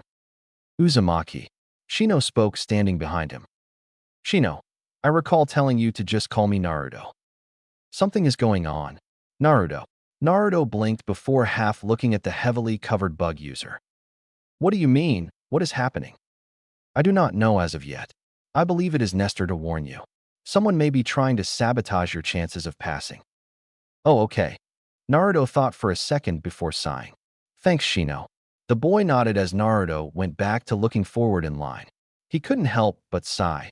Even though he got people who were on his side, or at least neutral towards him, there were still a lot of people that hated him.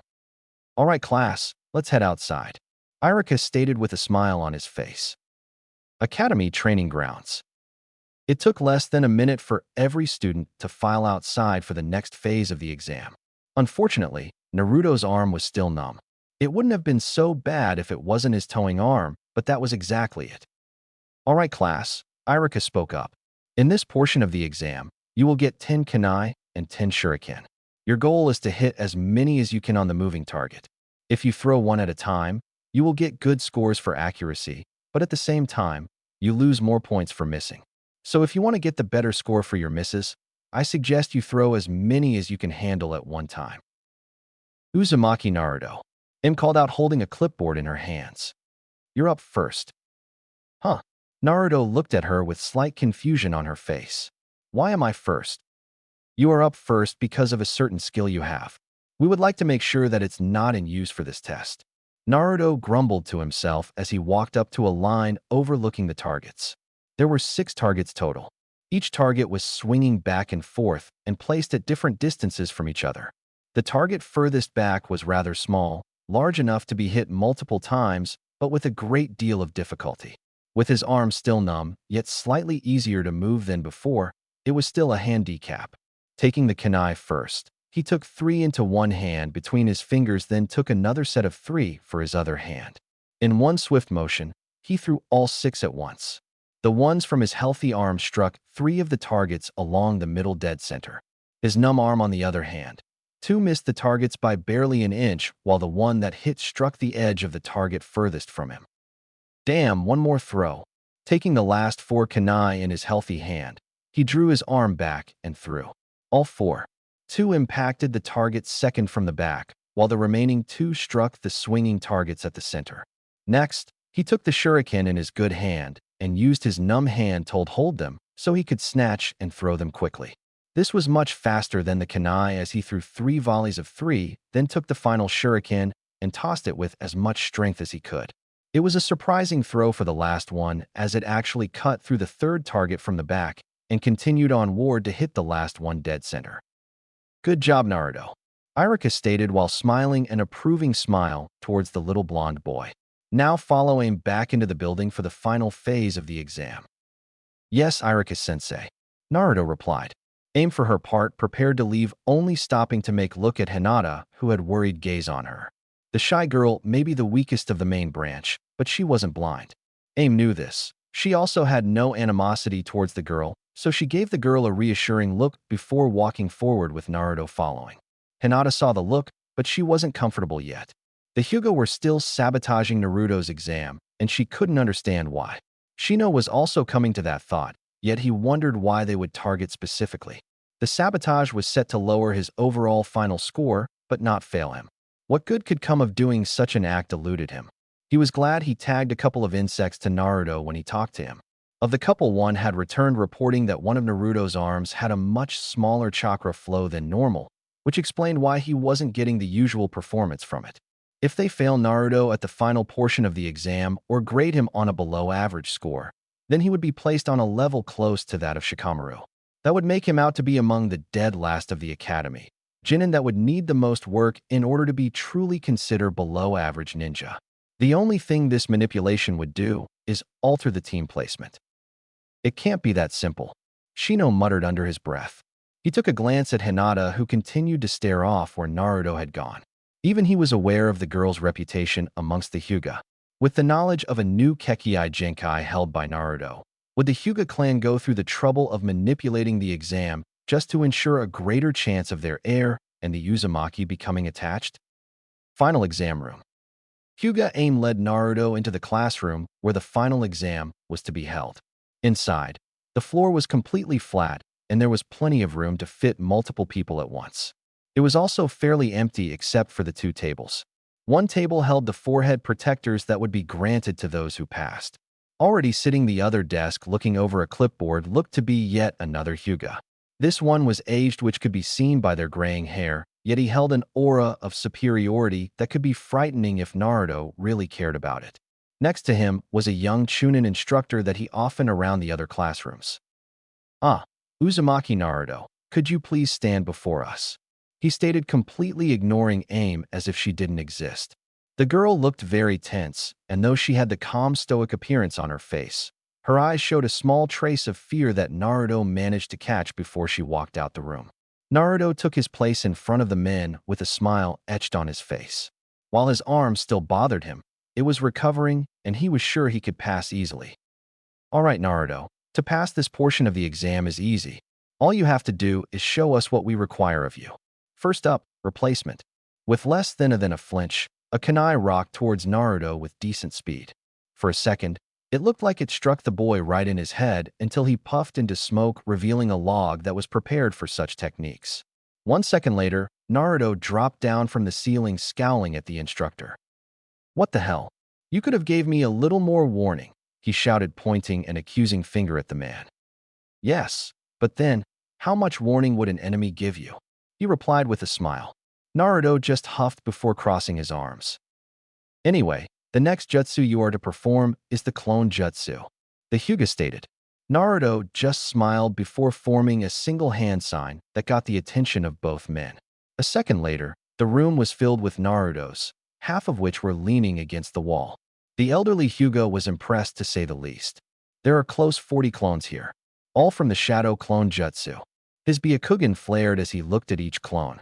And even the clones hold his altered chakra system. With this power in the clan, we could possibly do more than just act as the strongest clan in Konoha. Very good. Lastly, we just need you to transform into one of us, and then we total up your scores. The young Chunin stated. He suddenly felt afraid as every Naruto in the room smirked. Why hasn't he released the clones? The original Naruto transformed into the Chunin, which is what the man wanted him to do. It was a perfect copy as far as they were concerned. 2 seconds later, every clone suddenly transformed.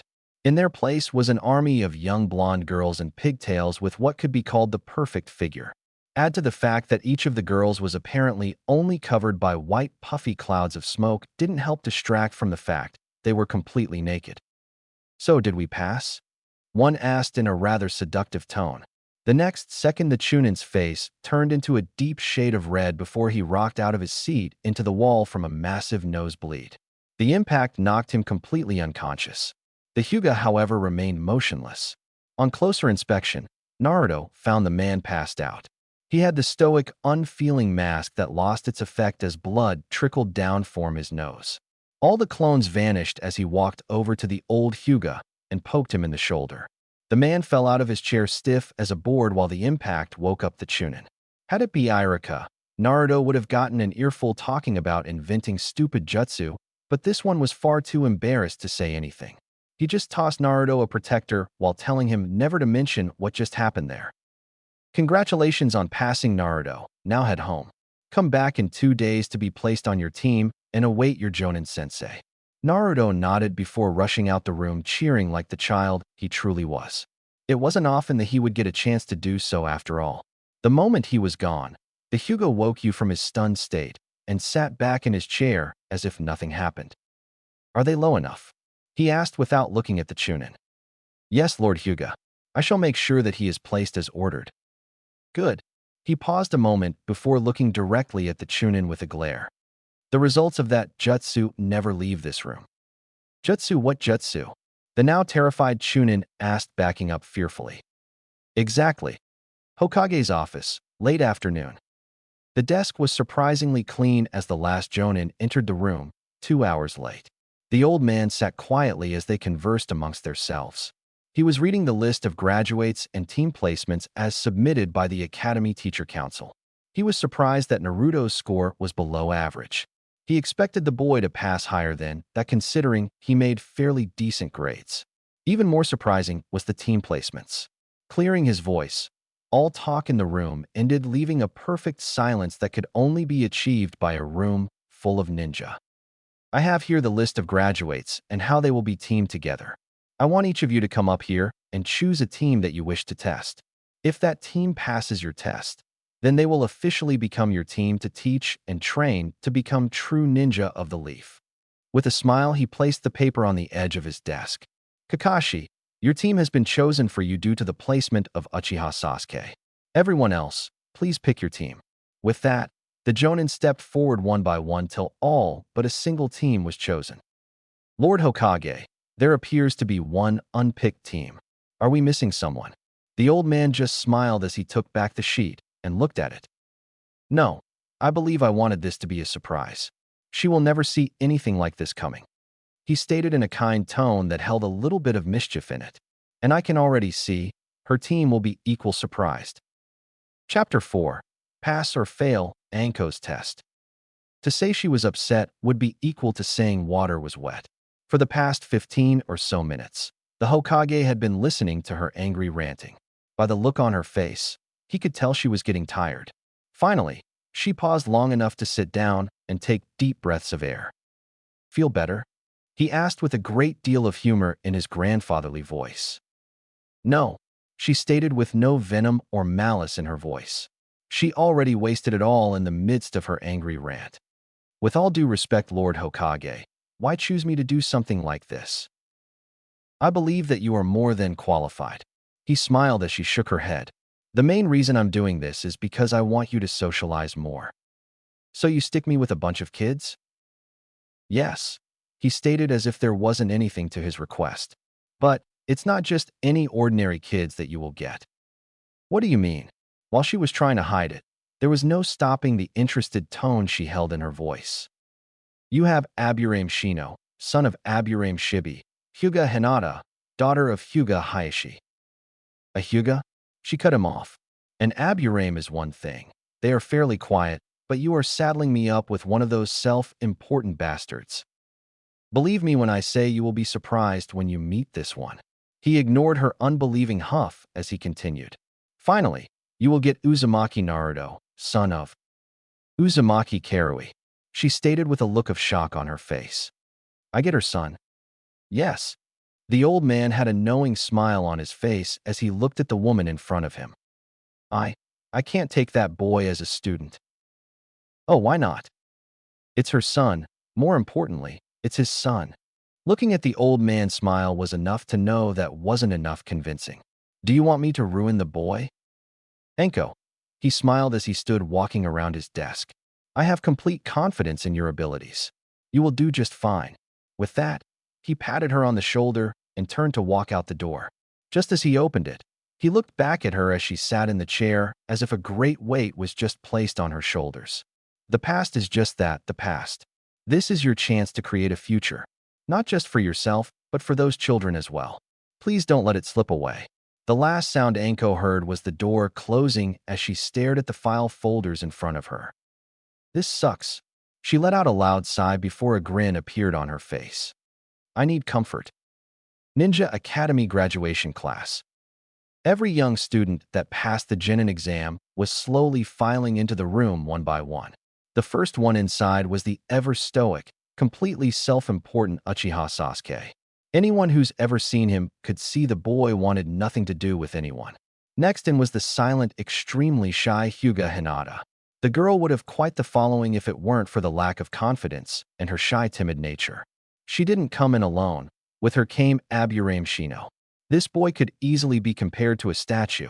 Very silent, moved quietly, yet his actions are precise and calculated. One by one, sometimes 2 and 3 at a time, graduates entered the classroom. Now, Naruto had 2 fellow classmates concerned about his welfare. Those 2 happened to be the same 2 who came to class at the same time. Shino normally would have been second or first in class, depending on the day. His bugs would be placed around the room, so they would have perfect view of everything and thus could easily relay important information to him. This day was different, however. He wanted to know what the Hyuga had planned for his hyperactive blonde friend. The best way to get that information was to ask a Hyuga he felt could be trusted should a sinister plot be in the works. It didn't look that way at the moment. To decide with caution was never a bad thing. Hinata, for her part, was more than willing to help when he confronted her, though she was deathly afraid of what could befall the blind. It also didn't help that she felt that anything she knew would be completely useless. The Hyuga heir was not dumb by any means, nor was she blind. The evening after the Genin exam and the day following it, her father seemed to be trying to beat lessons into her.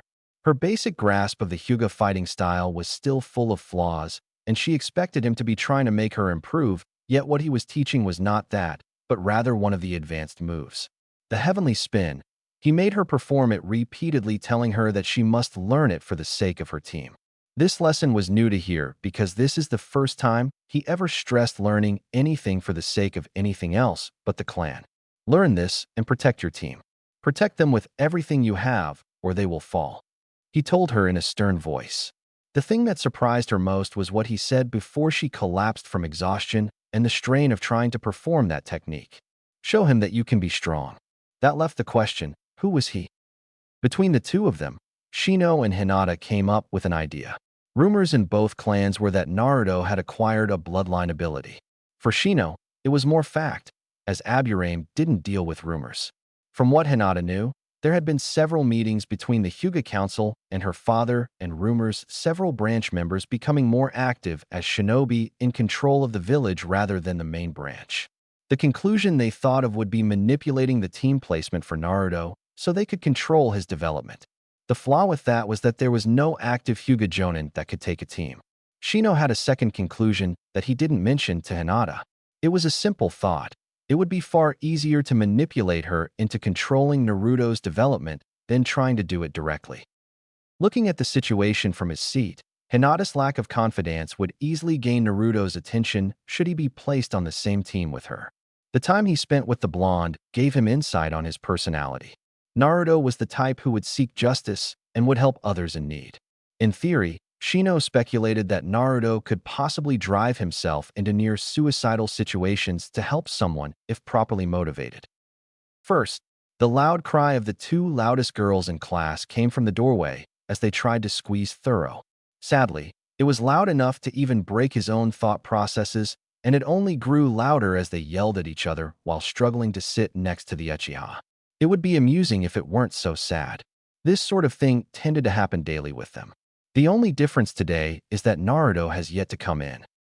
Aburame Shino, Hyuga Hinata? A voice called out from the doorway. Both looked to the door to see their Chunin instructor walk in holding a clipboard with 2 scrolls sitting on top of it. Ah, there you are. I was instructed to give these to you. Naruto already has his and is waiting for you at the park. Shino nodded as he stood and collected the scroll from his former sensei. Hinata did the same, though she looked apprehensive about it for a moment. On the scrolls, which had a blue strip in the center of them, the tag, Team 5, could be seen. I assume that this means that we, along with Uzumaki Naruto, make up the members of Team 5. Shino asked as confirmation. That's right. Your sensei told me to keep their identity a surprise, though, so I can't tell you who they are. Irika stated with a smile. Please look after Naruto for me. I worry about him sometimes.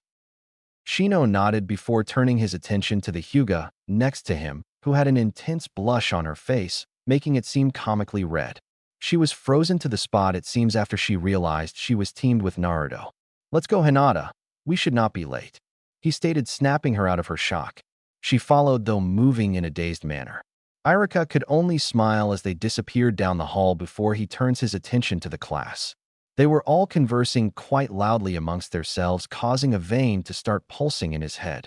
A rather loud yell for quiet was all it took to silence them, as well as the entire Ninja Academy. The man was just too good when it came to scaring people into silence. All right, graduates, you are the new Genin of the Leaf. You should be proud to have that title, as it promises many things for the future. Now, you all will be separated into teams of 3. Trust in your teammates, as your life may depend on them one day. Now, starting with Team 1. Konoha Central Park. Naruto had been to the park a few times in his life. It had always been an inviting place to see, as it beamed with life. Sure, it was never happy when he tried to play, considering parents would snatch children away from his general area, but it still was a nice-looking place. Now, however, he never felt so scared in his life. Not a single person was there, no man, woman, or child. The wind made him shiver as it held an ominous presence in it. To make it worse, he could have sworn that there was a giant snake running around. He never got a good look, but he kept seeing signs like a fast-moving tail or the glint of its scaly hide. Uzumaki. A monotone voice spoke, causing the blonde boy to jump. When he landed, he was half into a fighting stance till he took a good look at who spoke and frowned half-heartedly. Damn it, Shino. He got out of his stance while clutching his chest in a mock heart attack. Don't sneak up on me like that. He smiled as he saw the scroll he carried and took out his own. I guess we are teammates. So who is the third person? Naruto blinked at the quiet voice he heard as a very hesitant girl stepped out from behind Shino, staring at the ground. That would be me. She kept her gaze on her feet as she raised the scroll she held for him to see. Naruto, for his part, blinked semi-confused, trying to remember who she was. Hey, I remember you. He stated it so loudly it caused her to jump slightly and look at him. She held a surprised look on her face, which he promptly ignored as he closed the distance on her in what felt like a second. You're Hinata, right?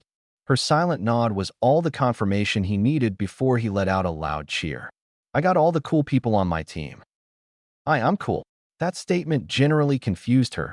No one had ever mentioned her in any good context that she was aware of. Well, yeah. The grin he had on his face caused the shy girl to blush lightly, though in truth, she would be blushing harder if she weren't holding it down. You and Shino are very cool. I know you both are smart. I've seen Shino fight, so I know he is strong. I've also seen Hyugas fight, and you are a Hyuga, so that means you have to really strong. I'm in not very good, she said, frowning slightly. Nonsense, I bet you're great. He voiced with such confidence that she looked up at him before managing to bring a small smile to her face. He nodded with his own smile before looking at Shino, who stood quietly. So, do you know what we are supposed to do with these things? He asked, holding up his scroll. My beautiful rival has finally taken a chance to enhance her beauty by testing a new team. A very loud female voice exclaimed, completely killing the mood set by whatever was running around the park. In a blur of blue and green, a woman appeared in front of the 3 genin with a smile on her face. The woman was quite tall, with deep brown hair tied into a thick ponytail that seemed to touch the ground behind her. She had a sleeveless sport top that exposed her stomach on, as well as quarter of a Jonin vest on that was barely longer than the sports top. Her pants were also of the sports variety and fit tightly to her body that was finished off with deep blue ninja sandals. Everything she wore was actually a deep blue with green lines accenting the outfit except for the vest that was a dark brown. It wasn't too bad to look at, but the thing that made it stand out was the fact the woman was extremely attractive, yet built like a tank. Shino looked at her and saw a woman that looked to have been training all her life. Very visible muscles lined her stomach in what he recalled was referred to as a six-pack. Her biceps showed a great deal of tightened muscle. Her hands and forearms were gloved with the same color material as the rest of her. He was kind of wondering how he missed that detail when she showed up. Hinata looked at the woman and blushed slightly as she noticed how pretty she was. Add to that the woman had an aura of confidence just radiating off of her that Hinata felt a little jealous. She wished she could have that same level of confidence, but then she felt like she was only a failure. Naruto, on the other hand, had the oddest reaction, which had both his teammates generate a sweat drop on the backs of their heads. Holy shit, she has the biggest thighs I've ever seen. He shouted with wide eyes as he pointed at her in shock. The woman collapsed slightly at the comment before standing up laughing like nothing happened. It was the truth, however. Her thighs and legs were covered in muscle.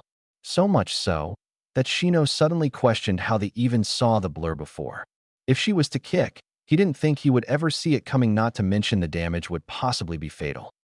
That is the same comment my rival made when we first met. The woman had a faraway look in her eyes before suddenly a stream of tears came pouring from her eyes. Her youthful radiance also shines brightly in you. All three Genin hopefuls at that moment mentally questioned the woman's sanity, but they didn't get a chance to voice their concerns as she was suddenly behind them with her hands on Naruto and Hinata's shoulders. Now we don't have time to waste. My beautiful rival has asked me to help her with this little test. Wait. Naruto looked at her with confusion. What test? We already were tested. Ah. The test you have taken before was to see if you qualify to become Genin. It is up to your sensei to decide if you should be Genin. Taking a thoughtful pose, she looked up slightly. If I remember correctly, I believe only 33 of the graduating students become true Genin. But what happened to the rest of the students? Hinata voiced concerned. They are sent back to the academy or forced to quit trying to be ninja. I didn't come all this way to quit, Naruto yelled out. That's the spirit. The woman smiled before backing off and standing in what could be called a superhero pose as her legs spread slightly and her hands were on her hips with elbows out. That is why I am aiding my rival in this test of your youth. If you are aiding her, wouldn't your goal be to make things more difficult for us? Shino voiced. He mainly asked in hopes she would stop yelling. You see, I have to follow her instructions, which helps her, but her face lit up into a grin. No test can withstand my beauty and youthful radiance that will no doubt rub off on you three. You cannot fail. With that, she threw out a smile that shined brightly for a moment. Can we just get on with this? Naruto groaned out. He was already getting a headache. Oh yes, right. Just open your scrolls and read the message. It will tell you what you need to do. With that, she smiled and was gone. Not in a fancy ninja puff of leaves or anything. She just disappeared in a blur. Naruto looked at his teammates, receiving a nod from them both before they all opened up their respective scrolls. All right, brats. Odds are you already talked to Mai. If you got through that with your sanity intact, then you may stand a chance. I will make this simple. Right now, I don't care who you are, what you can do, or even why you want to be a ninja. As far as I'm concerned, if you can't survive my little test, then the air you breathe is wasted. Now, if you didn't get the hint, 33 of your classmates will pass. That means you 3 individuals are taking my test. I don't need or want 3 separate units. I want and only need 1 unit. Now passing is easy. The moment Mai left, you have been put on a timer. You got 45 minutes to figure out the test in front of you, get past a little friend of mine, and meet me at the Hokage Tower. You each get a clue, find the answer, find me, and tell me the answer. Now that's not hard now, is it? I would hurry if I were you. There is a surprise waiting between you and me. Naruto reread the scroll in front of him before looking at his teammates. Shino held the scroll stiffly for a moment. At a guess, The blonde figured he was going over the message with fine-tooth comb. Hinata almost took on a pure white color as she looked over the scroll. From the glossy look of her eyes, he could guess she was nearing the point she would break down into tears. He frowned before looking at his scroll at the hint that was given. Reading silently. 1 plus 1 plus 1 equals 1. One insect does not make up a colony. Shino spoke up before rolling the scroll up and placing it inside that coat of his. He took it a look at Naruto, who held a confused expression on his face. The blonde nodded slowly before reading over his hint again. 1 plus 1 plus 1 equals 1. Shino looked at Hinata, who still looked like she was going to break apart at any moment. No matter. She paused and wiped her eyes and took a breath to actually look at her teammates. No matter how special, one eye cannot see what a set can. It wasn't confident or even all that loud, but she managed to speak her own hint, which received a nod from Shino and a smile from Naruto. I see. Shino adjusted his shades while Naruto and Hinata looked at him expectantly. I believe I know the meaning of this test. That was quick. Naruto spoke. It seems our sensei is not a subtle person. To fix that, it is being made, so we have to put the meaning to practice. And the meaning? Hinata asked. There were 4 clues given. The first clue was given in the body of the message. It was mentioned that our sensei could not take 3 units, only 1. Each graduating genin was separated into teams of 3, creating a single unit under the command of one sensei. We are Team 5, in essence a single unit. The same applies to insects. A colony cannot function with a single insect. A set of eyes is stated to provide better vision than a single eye. Finally, we have Naruto's hint, which I think was made up because our sensei ran out of ideas but still managed to get the idea across. Naruto and Hinata looked at Shino as it all added up. Teamwork, Hinata whispered out. We work together as a team to complete what we need to do. Naruto stated with a serious expression before a grin spread across his face. You're a genius, Shino. We still have to attempt to coexist as a team to complete the exorcise, Shino stated while looking towards the direction of the Hokage Tower. You worry too much.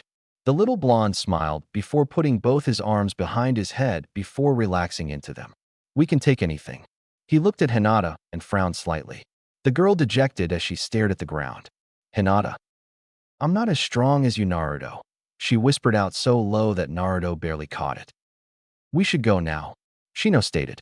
He heard her as well, but chose not to dwell on it. Instead, he looked at Naruto for a moment then nodded. Naruto in turn smiled slightly and took a hold of Hinata's hand, startling her. Naruto, she squeaked out with a blush on her face. Come on, Hinata. He smiled a smile that held an aura of confidence not just in himself, but also in her. We can't be the greatest team ever if you're not with us. She nodded stiffly before following him. They walked in a line heading directly for the tower from the park. Shino was in front, moving at a steady pace, seemingly as calm as always, but he wasn't. It was subtle, but he was alert. Ever since he came to the park, his bugs had been warning him of a nearby danger that he just couldn't see. Hinata, can you use your Byakugan? Shino spoke. It wasn't a question, really. The way he said it made it a request. Yes, she answered in a soft voice. Hinata called forth the Byakugan, causing veins to bulge around the sides of her eyes. Her movement became very stiff as she gasped loud enough for both teammates to slow their walking. SSS Snake, Hinata said in a panicked whisper. Is it blue and large enough to swallow us in a bite? Naruto asked as he gulped. Her silent nod was all the confirmation he needed. It's right at the edge. The moment she stated that, a plume of dirt and grass shot up into the air at the edge of the park, causing the 3 to freeze to the spot. The snake's head turned towards them and for a moment did nothing. The next second dove towards the ground and started charging them at a high speed. Move, Shino yelled out as he dove out of the snake's path. Naruto was about to do the same until he noticed Hinata was still frozen to the spot. He let out a silent curse and grabbed. At the speed it was moving, there was little time to move. He jumped the best he could. It was enough to lessen the impact, but he was still sent flying through the air. Before he could land, its tail swiped at him. Shino, he yelled out, and threw Hinata a moment before the impact sent him into a tree. Had the sturdy plant not been there, He might have traveled back towards the center of the park where the snake was ordered to keep them, but instead he got a hard introduction to plant life. As she flew through the air, the fear-induced paralysis broke at the sound of Naruto's voice. Shino caught her out the air as she looked towards the blonde boy who had to struggle to stand from where he struck the tree. Shino landed and set her down as he took a look at his struggling teammate and the giant serpent. He assumed it was ordered to keep them in the park, but at the moment, it was solely focused on the blonde as it coiled itself up preparing to lunge forward directly as the blonde boy. Naruto. He heard Hinata speak out before she was gone from his side. Shino was a very observant person, and in all the time he had spent in the academy watching his fellow students, he never seen Hinata move so fast. Protect him. I have to protect him, she mentally screamed as she ran. Everything seemed to slow down for her as she neared the boy as the snake sprung forward. Her mind seemed to go completely blank as she willed her body to move. To an observer, it looked like she wouldn't make it. To an observer, they would see her stepping into the snake's path prepared to take the blow for her teammate. Anyone watch would expect her to be crushed just by the impact alone. Kaiten. Everyone who was watching now would have collapsed in shock. Barely a second before impact could even occur, the girl started to spin herself like a top while releasing chakra at the same time. A blue dome of chakra formed around her, leaving the snake to slam into it. It wouldn't be the dome that created the shock as many have seen Hyuga's fight. No, it would be the size of the dome and the force it commanded. She forced so much into its creation that it was near twice the size it should have been. When the snake struck it, it was not just deflected, it was physically launched away from her and into the sky. The giant serpent disappeared in a puff of smoke before it landed, but the damage was done. The moment was over as she stopped spinning.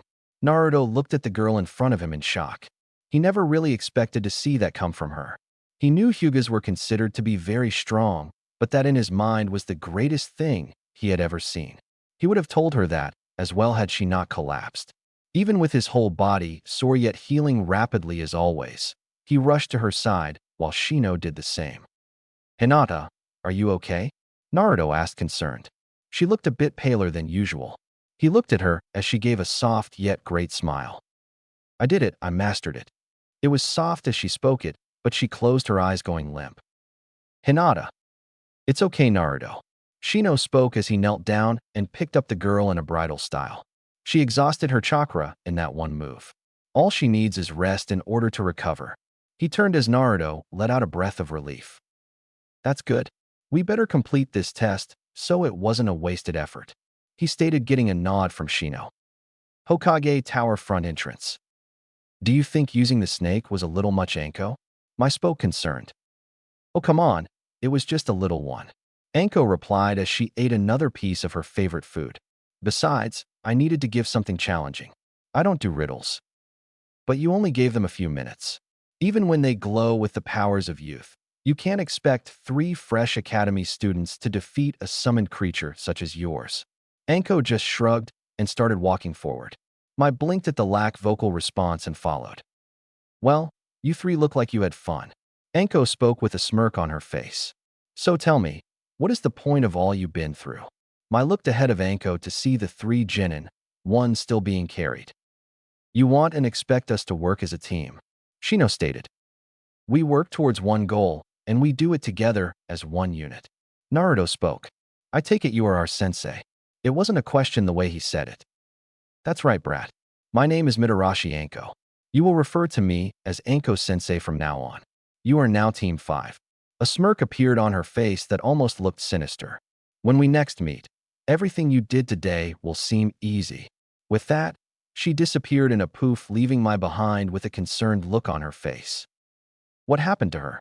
The woman stated, looking at Hinata. She exhausted all her chakra defending Naruto and ultimately defeating the snake that was attempting to keep us in the park. Shino answered and immediately started to regret it as tears started to pour from the woman's eyes. To do such a thing for a teammate.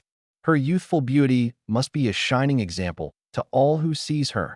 At this point, Naruto and Shino would have given anything to be unconscious and blissfully unaware of the world at that moment as I launched into a 2-hour rant about the beauty and radiance of youth. Chapter 5, Progress and Plans.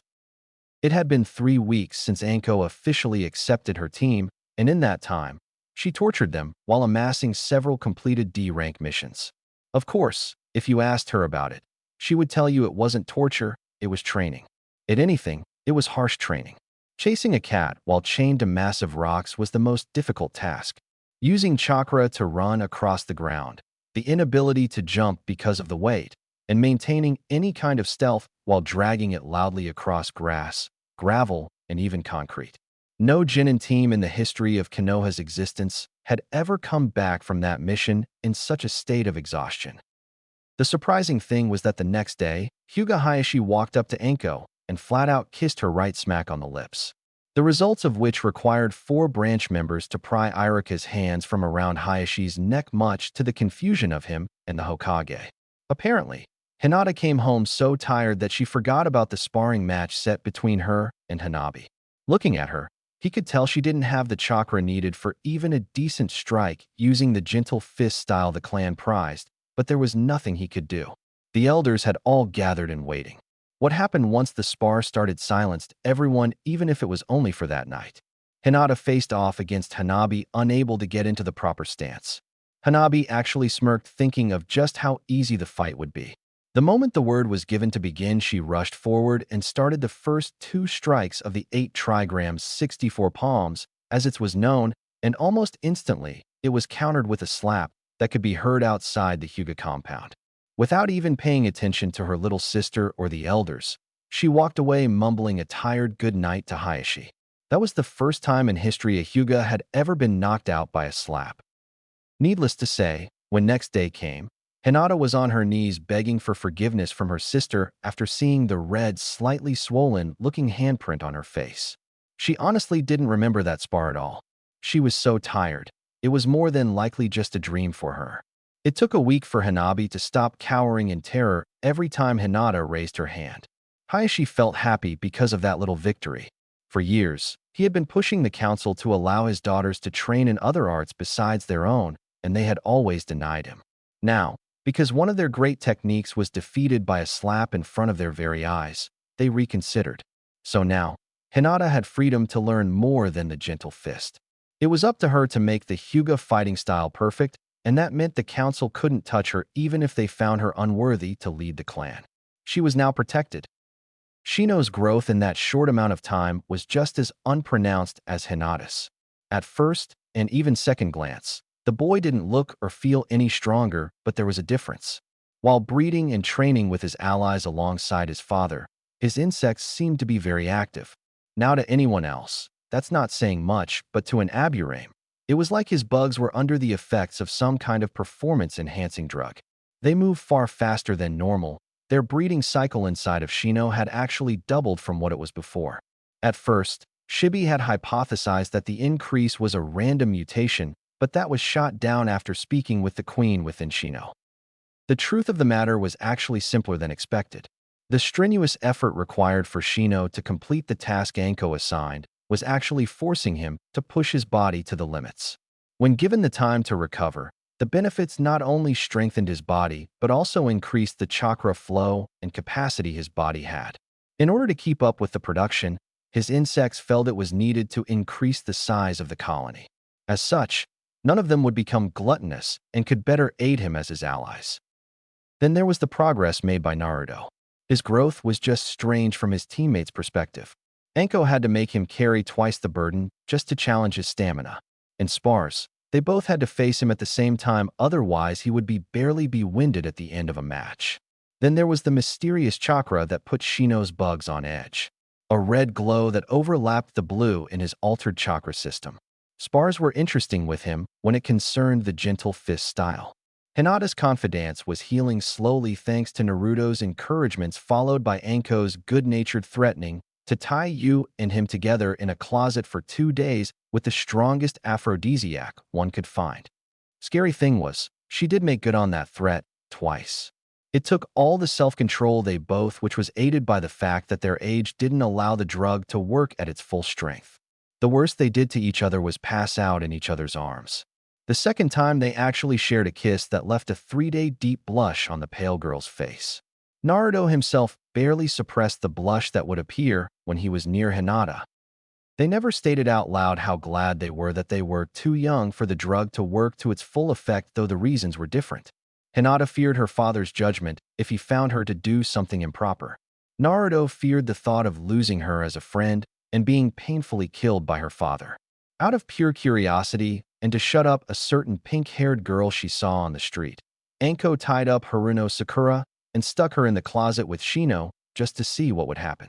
Apparently, after 5 minutes of Banshee-like screaming, the girl became lost in the drug, yet Shino never moved except to stop her from taking off his glasses.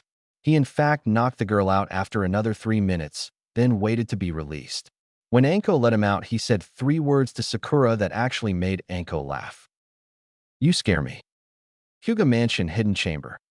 Silence was abundant in this dark chamber as Hayashi sat in the center of it with his eyes closed. Every couple of minutes he would open them and take in the atmosphere of the room. Walls lined with seals that made them solid to the eyes of any Hyuga. The room had one entrance, the ceiling that looked as simple as dirt and ground to any viewers. Hidden there was a hatch, a sliding door, one that was reinforced so only those given a secret key could move. In the corner of the room rested a desk with several notes on seals scattered across it. One seal in particular was most repeated in the notes. The caged bird seal, as the branch members called it. He sighed as his mind went over all the problems that one seal was causing. He was broken from his thoughts. A ceiling tile opened up and a young woman dropped down before it closed and sealed itself back up. "Hugo-aim, I am glad that you have come," he stated with a voice betraying no emotion. He had done it for so long that he no longer noticed. "I came as soon as I could, Lord Hayashi," she answered with a respectful bow. "I know I have been asking a lot of you over the past few months." For only a moment, his face took on a saddened expression before it hardened back into the cold, unfeeling mask the clan was known for. "I just need so much to go in the proper order right now. If something goes wrong now at this stage, so much work could crumble.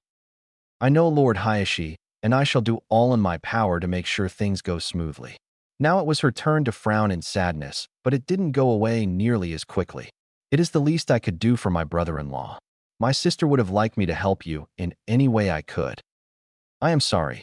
He paused a moment to reorganize his mind before speaking again. "Tell me, how is Niji?" It would be hard not to notice that her sad expression worsened at the mention of her nephew. "He is angry." She shook her head in sadness. "His hate is evident in the way he trains. It has made him strong, but also blind. He blames fate for his father's death. He believes nothing can change fate and thus feels trapped. I fear that should an opportunity arise, that anger and hate would make him lash out.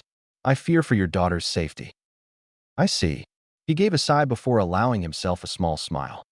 "It just means I will have to have faith that my plans for Hinata truly bring about the change we need.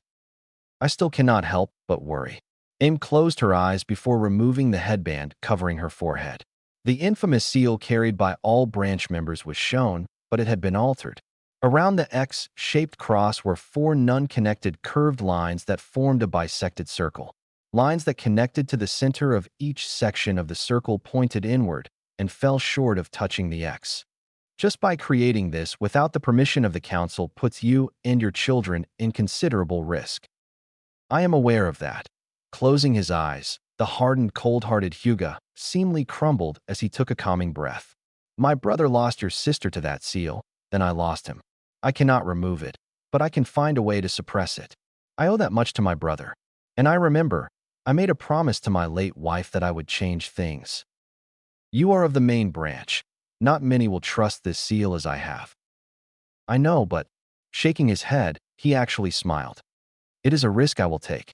The only way we shall truly be strong is to end the hate between the main and branch family. If it doesn't happen soon, then the Hyuga shall fall the same way the Uchiha did. Hokage Tower, hall outside Hokage's office. Anko-sensei. The young, horribly scratched, but healing blonde boy spoke up. What is it, brat? The young woman spoke up looking slightly annoyed as she glared at the door to the Hokage's office. And it better not be can we kill the cat, because if we could, I would have done it. No, it's nothing like that. He shifted slightly, looking uncomfortable for a moment.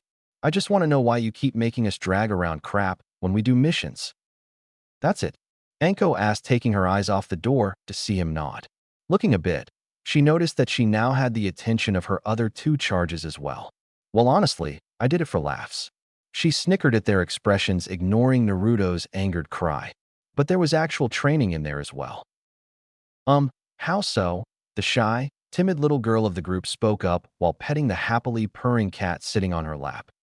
Well, the weight of the things I made you drag around forced you to use your muscles in a certain manner as well as chakra to give you a forward momentum.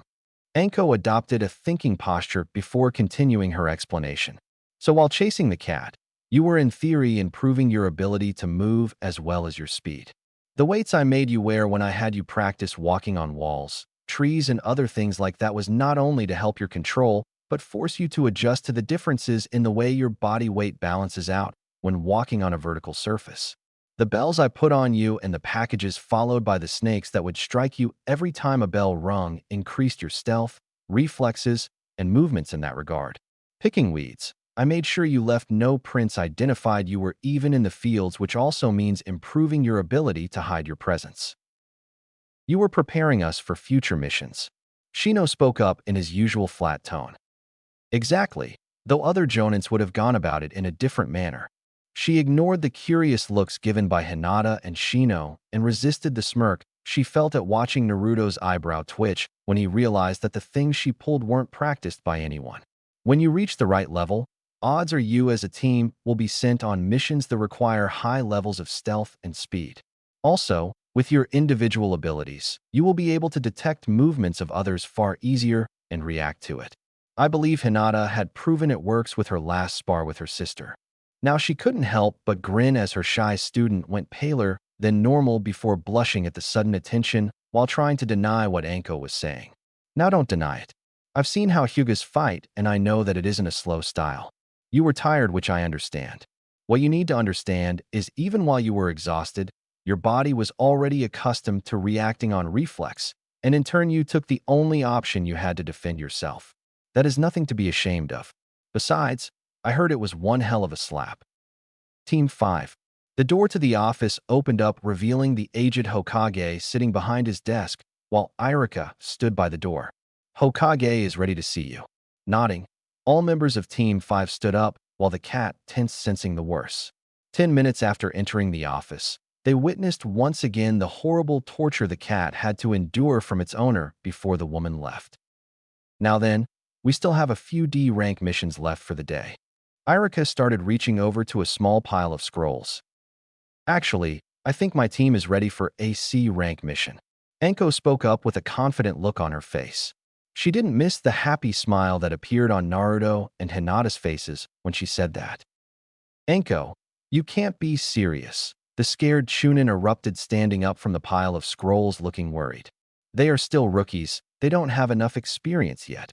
Anko just looked at him before leaning over and whispering into Hinata's ear, which caused the girl to blush red. Irika, she stated, looking at the man as if he was prey she was stalking.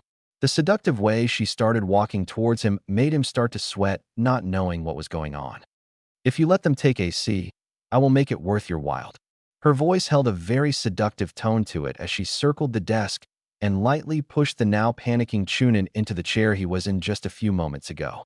She sat down on his legs, straddling his waist, leaning forward, pressing her breast against his chest, causing his face to glow red before she leaned into him more and whispered into his ear. His entire body froze up, then he went near completely limp as if he was in a daze. Anko just smirked as she got up off him and walked back to where she stood by her team. The old man actually had to resist the urge to laugh at Irika, who now was stuck in his chair in a comatose state. Clearing his throat to gain their attention, his face took on a serious expression, letting them know he meant business. Since you think they are ready, I have a personal mission I would like to send your team on. A personal mission? Yes. Turning to a scroll, he picked it up and tossed it to Anko to read while he started his explanation. Earlier in the week, we received a bodyguard request from a bridge builder named Tazuna. He paid enough for a C rank, meaning the possibility of common thugs. I, however, suspect more. He paused as Anko shot him a curious look. Tazuna comes from the land of waves. Under normal circumstances, It shouldn't have caused any suspicion. However, I have heard rumors that a shipping company run by a man named Gato has recently taken over and caused the residents there to become poverty-stricken. What does that have to do with Gato? Naruto asked, listening to the explanation. Gato's industry has a rumor of its own brat. Enko spoke up. Word has it that the shipping is just a cover for a wide variety of illegal activities he performs. Right? We have actually had to run his thugs out this village a couple of times. Looking out the window, the old man shook his head sadly. People like him are more than willing to step on anyone who gets in their way. I have this feeling that Tazuna is one of those people. That is why I'm asking you to do this mission on my behalf. If I am wrong, then it will be an easy C rank for you. If I am right, however, then I will have more time to plan a course of action. So, will you accept this mission? The gates of Konoha. Standing just outside the massive gates, Enko looked at each of her students, appraising them of their worth. Each of them had their usual style of clothing on, except that they were so dark you would think they picked up a shadow and placed it on their bodies. She was happy she spent some time to darken their appearances, though it took longer to get it right for Naruto. She had to threaten both him and the shop owner with new levels of bodily harm to get what she wanted. Also, she had to get Naruto's headband modified with an extra piece of cloth that he could tuck into it. Now, that cloth was out, and it covered up his bright blonde hair, leaving no trace of it. Listen up, she spoke up with all the authority she could muster in her voice. You were given 2 hours and a map that lead to the land of waves. That path that was marked on that map is what a normal team would take to get there. We are a normal team. We are scouting ahead, meaning that we will be searching the path carefully for traps and enemies. Now, if we find any enemies, then I will decide if we should or could take them or not. We are to go as far as the river that separates the lands. From there, I will send a bird with my report. At that point, I don't care if you want to continue or not. If we get orders to return, we do, so no questions asked. Is that clear? A round of "yes, sensei" echoed in her ears, giving her a moment to smile. All right then, Team 5, move out. Chapter 6, First Wave. Team 5 moved swiftly through the forest, making so little noise that even the animals failed to notice them. Enko was actually a slight bit impressed as she trailed behind, following her charge's movements. She had to admit that she enjoyed teaching this trio of children. It was actually gratifying to know that you were making the next generation of ninja, a generation that she could one day say surpassed her in skill. Sho scowled mentally as her thoughts led to her own original mentor, a man she respected and maybe even cared for, a man who spit in her face and turned on her in the village. The pain she felt from that was crushing.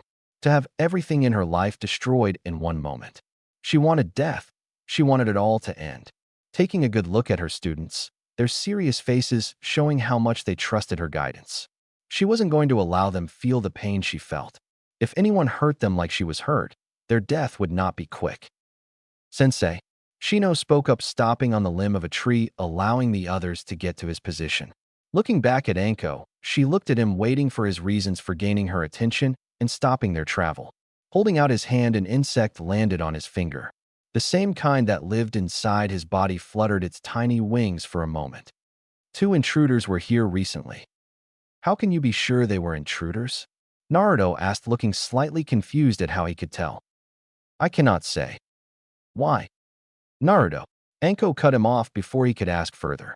He cannot tell you because it concerns a clan secret. It is his duty as a member of his clan to uphold its secrets till the day he dies. The same goes for Hinata. When you start a clan of your own, you will have to do the same thing. Naruto. Hinata spoke up, noting that he still looked confused. Everyone has strengths and weakness. Clans are the same.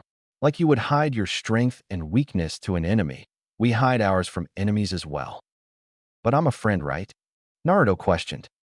You are a friend and an ally. Shino answered. I value that greatly, but as a member of my clan, I cannot share all my clan's strengths and weakness. You have to understand that if the wrong person knows, ally or not, it gives our enemies an advantage. It's like this brat, Enko stated, crossing her arms over her chest.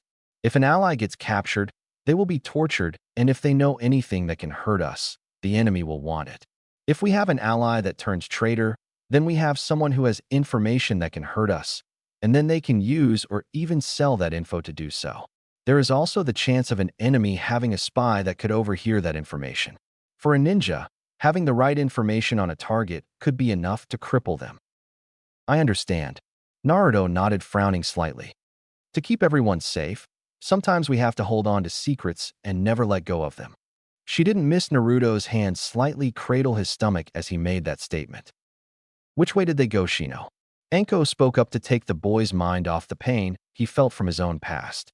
Shino didn't speak up, only nodded his head in the direction they needed to go. Good, listen carefully. Hinata, I want your eyes open. Check carefully and quickly for any signs of human life. Shino, I want you to spread out and keep your bugs as far ahead of you as you can keep them. Naruto, tell me if you feel anything. I don't care what. The moment we find our targets, I want complete silence. We are to confirm they are not ninja of the leaf. When we find them, if I feel you can do it, you three will take them down. Any trouble, and I will jump in. You can count on us, sensei. Naruto smiled while Shino nodded. Hinata, while a bit more confident, looked hesitant before Naruto beamed a confident smile in her direction. It was getting easier and easier to motivate her. Konoha Market. If I see another diaper, I'm going to scream, yelled a bleach-blonde girl, screamed out in a huff, earning a lazy glance from the boy lazily walking behind her. You are already screaming, Ino. What did you say? Ino yelled as she grabbed him by the front of his shirt. Now, you can kill him later, spoke the almost equally lazy voice of the silver-haired man in the back of the group. His face was partially hidden behind a little orange book.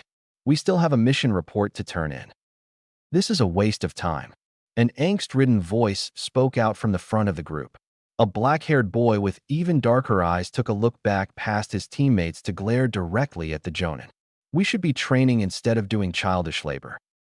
What would you care? Having long dropped Shikamaru, she glared at the boy walking ahead of the group. I can't imagine what I liked about you. You self-centered, egotistical bastard. Troublesome, muttered the lazy boy as he stood up next to their sensei and started walking with a lazy frown on his face. Why did you even pass us? You only have yourself to blame. You figured out my test, flipping the page of his book before pointing with it slightly, and then you told them how to pass. I was hoping that Ino and Susuke would hit it off. Might I ask why? So she would leave me alone. With a sigh, he gave a lazy glare at the ranting blonde as she was ignored by her former crush that in turn ignored her. Troublesome girl. Well, the lazy Jonin glanced at him for a second. She isn't it bothering you now? Just give it a second. Shikamaru, the blonde screamed out loud enough to make him cringe. Troublesome. Forest area outside gates. Two figures sat silently in the trees looking at the massive walls that surrounded the Leaf Village, both with what looked to be gas mask of some sort on their face and a clawed gauntlet on their arms. Both looked to be in deep thought as to what course of action they were going to take from this point forward. A direct attack would be foolish. One spoke sounding slightly annoyed. We will have to wait him out. The other spoke as if answering an unasked question. He will have guards. We will have to kill them quickly. You two sound quite confident. They both froze before turning to face the sudden voice. What they saw let them sigh in relief as all that stood there was a short, blonde, grinning child. I bet you two couldn't beat a fly. Bold words, started one brother. Coming from a child, finished the other. As they both prepared to attack, they never noticed that his grin had grown. Attacking in unison, they both attacked quickly, leaving the boy to look stunned as they drove their claws into him, until he suddenly popped out of existence. What? Where? Over here, morons. Both brothers turned to see the boy was behind them again. They wasted no time to attack again, but once more a second after impact the boy disappeared, except this time their claws were stuck in a surprisingly large log, one with enough weight that it dragged them to the forest floor. When they landed, they followed the first and immediate impulse, which was to pull themselves free, but it wasn't working. The claws they used were stuck fast. They paused as a loud scuttling noise reached their ears. Looking around, they saw a practical army of insects marching at them in a wave. So many that they started to panic and pull with more vigor than before, but the same effect.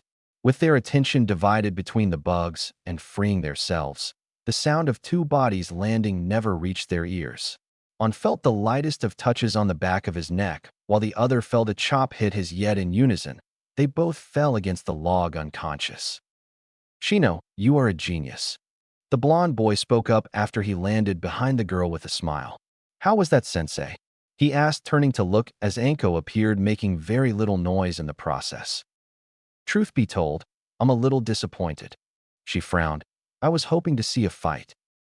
"The likelihood of a fight was minimum at best," Shino stated, pushing up his glasses. He had the tools necessary to get the job done. Yeah, you three did a great job," she stated, brushing him off while muttering something about still wanting to see a fight. Taking a good look at the fallen ninja, she smirked a bit. Quite the catch for Genin. Gozu and Meizu, also known as the Demon Brothers. Two Chunin-level missing ninja from Kirigakure, the village hidden in mist. "Me missing ninja?" Hinata questioned, looking at the down men. "Traitors would be the short way to put it. You could also call them runaways." Anko pulled a line of wire from that coat she had on. "Let's tie them up and see who they work for. You brats get to see what I did before teaching you." "Worthless," spoke a feminine voice in monotone, causing the entire group to freeze for a second. Immediately, Hinata reactivated her Byakugan while Shino spread out his bugs. "Anything?" Naruto asked, only to see both his teammates shake their heads. Looking at their sensei, he could tell she couldn't sense the speaker either. "I'm not sensing any tea." He paused, causing them to look at him.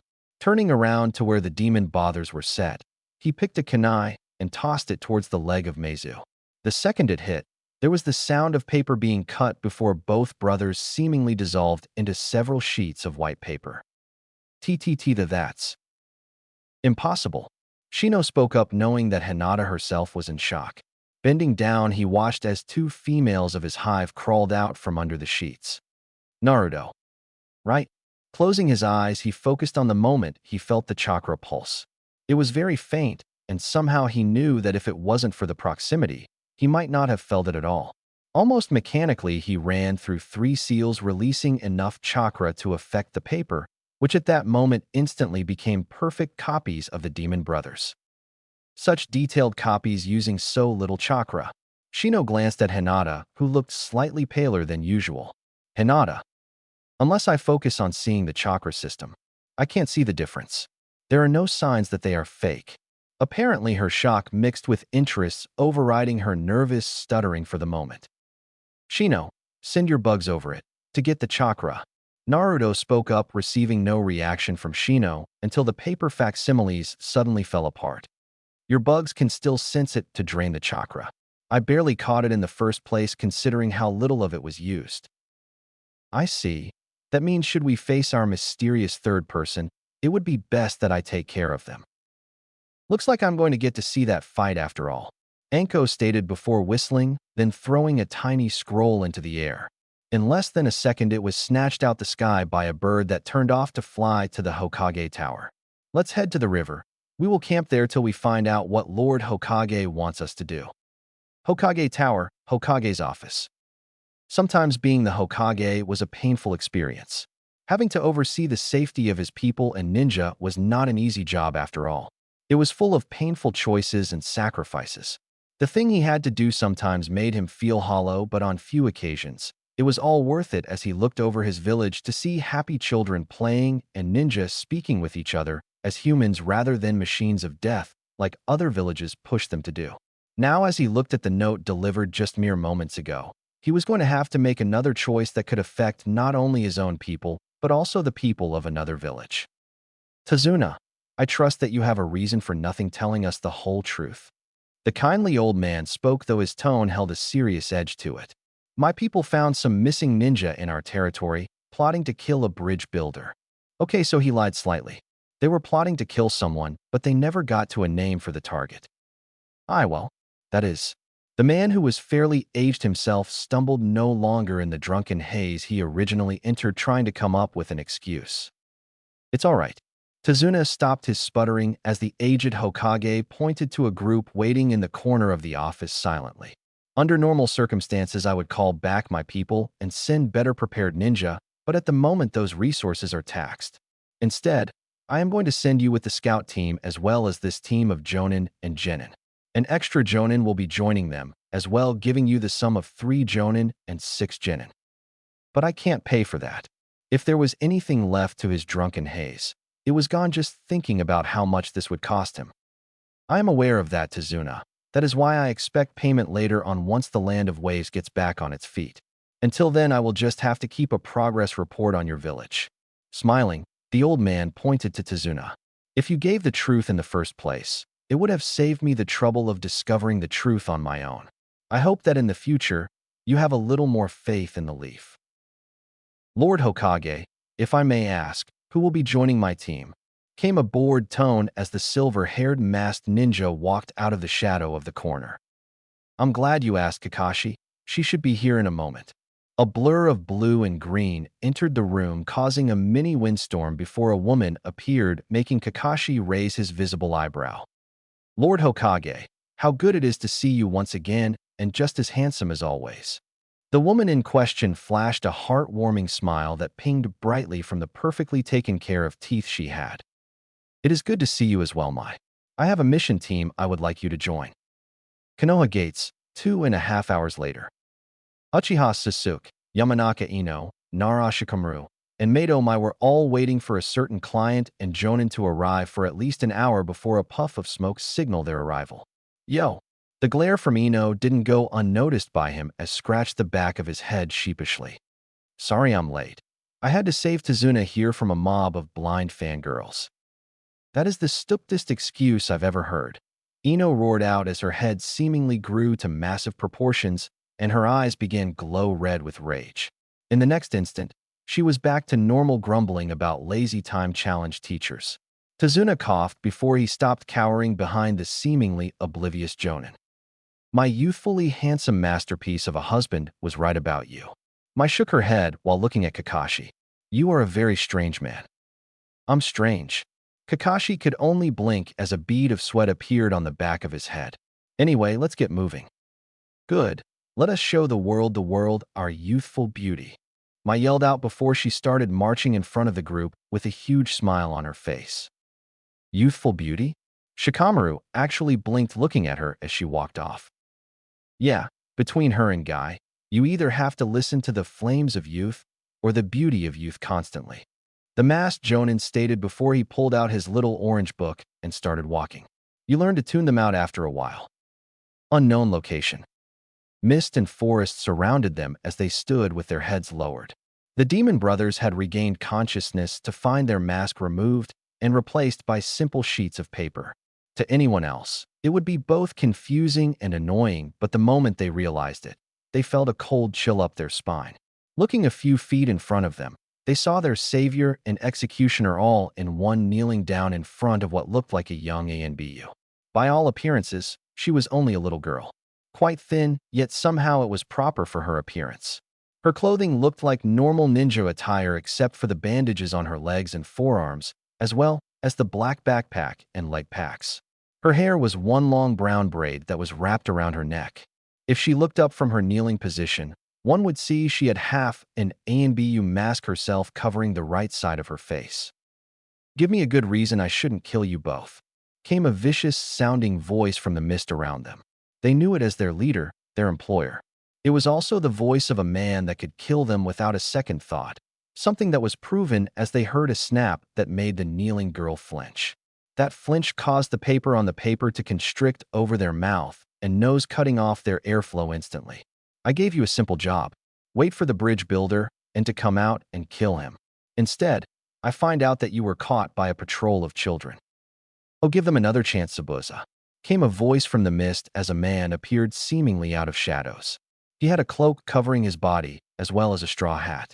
The cloak itself hid his body well, as it was pure black with red clouds at the bottom of it. After all, it was a surprise attack that granted them their defeat. And why should I do that, Gansaku?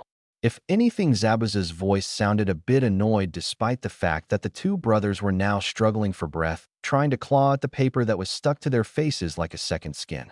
A skin that for some reason seemed to be strong as steel as they tried to pierce it with the depoisoned claws they had.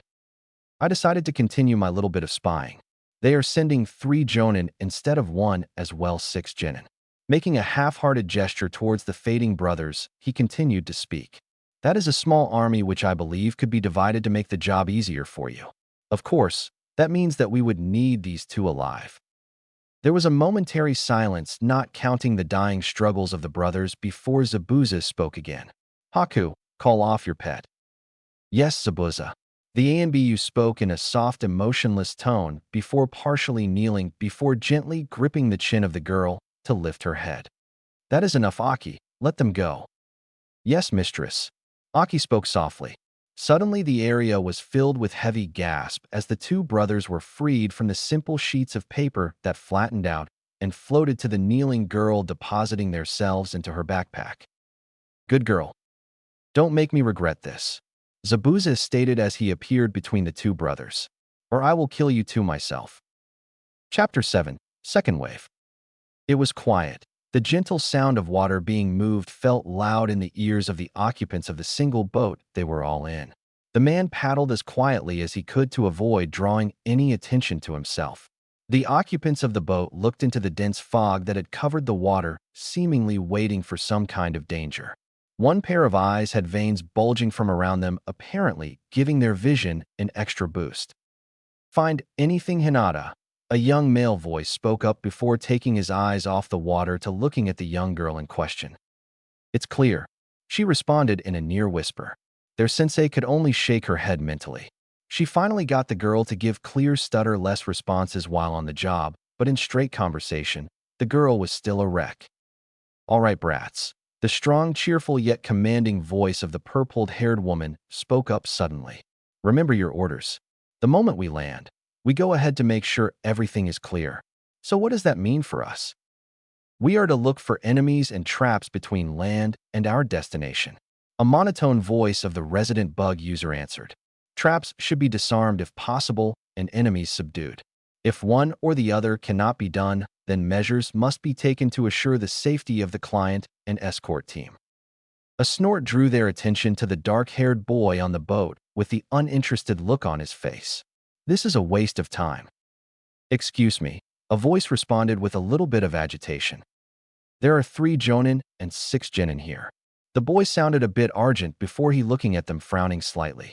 If anyone was foolish enough to attack now, they would be crushed. That may or may not be true, Sasuke. The lazy-sounding ninja next to him spoke up without lowering his book from his face. Why is that, sensei? The blonde Kunoichi questioned. It's simple, Ino. Kakashi replied, peeking over the top of his book for a moment before putting it up. We are not certain that we have the larger force. Also, if the enemy is prepared, traps and well-selected ambush points could give them an advantage. The blonde girl nodded before she noticed Naruto flinch suddenly. At that moment, Hinata's Byakugan reactivated and the sound of Shino's bugs could be heard taking to the air. The genin of Team 7 may have not known how Team 5 worked, but each of them was smart enough to something was immediately wrong based on how they were reacting. Ah, little Naruto. The boy in question had to keep from screaming out in a childish rage at being called little and just turned slightly to look at Mai, who just seemed to smile in his direction. Do you or your friends know how to walk on water yet? Walk on water? He blinked in response, suddenly wondering if that was possible. I see. She paused before smile grew wider and sweeter, somehow causing the sound a heavenly chorus to sing around her, while white fluffy clouds and a bright sun-like light shined behind her, creating a disturbingly innocent-looking scene. You can use your youthful talents to get Tazuna and everyone to safety on land. A soft, frightened squeak erupted from Hinata before Naruto could respond to the woman's statement. In the time span of 4 seconds, the boat suddenly split in half, being struck from underneath by a very large sword. The jonin hopped onto the water standing. 7 blonde clones appeared, grabbing the boat driver, the bridge builder, and every genin except for the creator himself before standing on top of the water. With only a glance at their sensei, each clone took off with their cargo towards land. The jonin themselves were already armed as their assailant landed on top of the water himself. Well, look at what we have here. The sword-wielding figure spoke up, sounding very confident. The copy ninja and the snakes. Finish that, and I will turn you into a woman. Anko hissed out with a distinct aura of death. Right? Coughing to hide the moment of fear induced by her outburst. Your little brats know when to run. Too bad they won't escape. Don't worry. I shall ensure the safety of your youthful students. I yelled out and turned to rush after the genin only to stop as 9 figures rose up from the water at once, each figure sporting black cloaks with red clouds. Now I can't allow a pretty woman such as you get involved in what is going to a bloody battle. The center figure put a charming smile on his face. Gansaku the False, the greatest missing ninja of a Wagakure and the most handsome man on the face of this world, is waiting to sweep you off your feet. You don't hold a candle to my precious guy. I held her hands clasped together as if dreaming as sparkles appeared around her and in her eyes, causing everyone watching to twitch. The most perfect, handsome, youthful, elegant, beautiful man to ever hold my heart and stoke the fires of my youth. Right? I guess after we clear out the trash here, we can go join up with the brats. Anko stated, cracking her knuckles before a grin broke out over her face. You don't seem worried about your students. Mai stated without looking. I trust my brats enough to be able to take out anything these idiots can dish out. So get the moron twins out of hiding so I can kill them. Just die. One voice spoke, flying out the water, followed by a second dashing towards the woman with clawed gauntlets stretched forward to impale her. She only laughed as she dashed forward, grabbing a gauntlet in each hand, pushing down as she leapt over their claws and kneed them both in the face, causing both to fall back and sink into the water. What are you all standing around for? She yelled out, grinning in mild insanity. Let's get started. For all accounts, they were running fast, or rather Naruto was. The fact that he was running on top of the water, however, was deeply confusing to 2 members of Team 7. Put me down. The blonde Kunoichi screamed out, much to the annoyance of the clone carrying her. It didn't help that she was struggling so viciously in his grasp that she threatened to disperse him right there. Why are we running? We are running in order to get the client to safety on a surface that we more capable of defending ourselves on. Shino spoke up calmly while waiting for the hyperactive clone to reach land. What do you mean? This is just shallow water, isn't it? Ino questioned, honestly confused. Let go. Everyone looked back as the Rookie of the Year viciously struck the clone, holding him, dispersing it only to splash into the water a second later. Troublesome. The third member of Team 7 mumbled before another clone appeared and grabbed hold of the partially submerged and now angry member of his team. Ignore your pride, Sasuke, or we will never get to land before Naruto forgets how to do this. What? Sasuke looked confused as well as Ino at Shikamaru's statement. Ino herself knew nothing about the blonde boy other than the fact that on occasion he pulled pranks the teachers at the academy. Sasuke himself completely ignored the blonde, and for the most part the rest of his class, seeing them as being nothing of importance. If you had been paying attention rather than worshipping Sasuke, you would have noticed that Naruto can copy just about anything someone does around him for a limited amount of time. Taking a look at Naruto and his clones while they ran, he already sees the memory fading as each step was less stable on the water. Troublesome. Are we close, Hinata?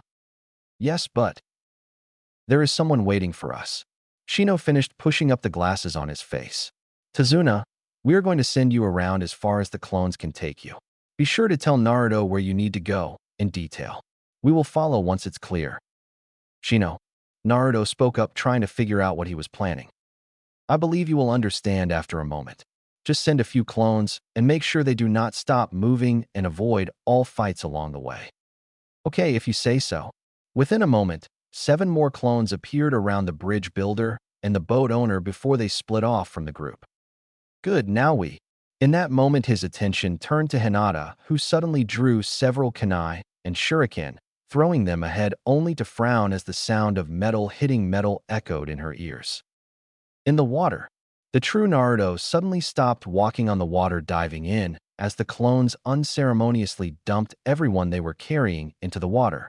Before anyone could protest, they saw just what Hinata seen as what looked like white birds drove themselves into the clones in a swarm before the clones puffed out of existence.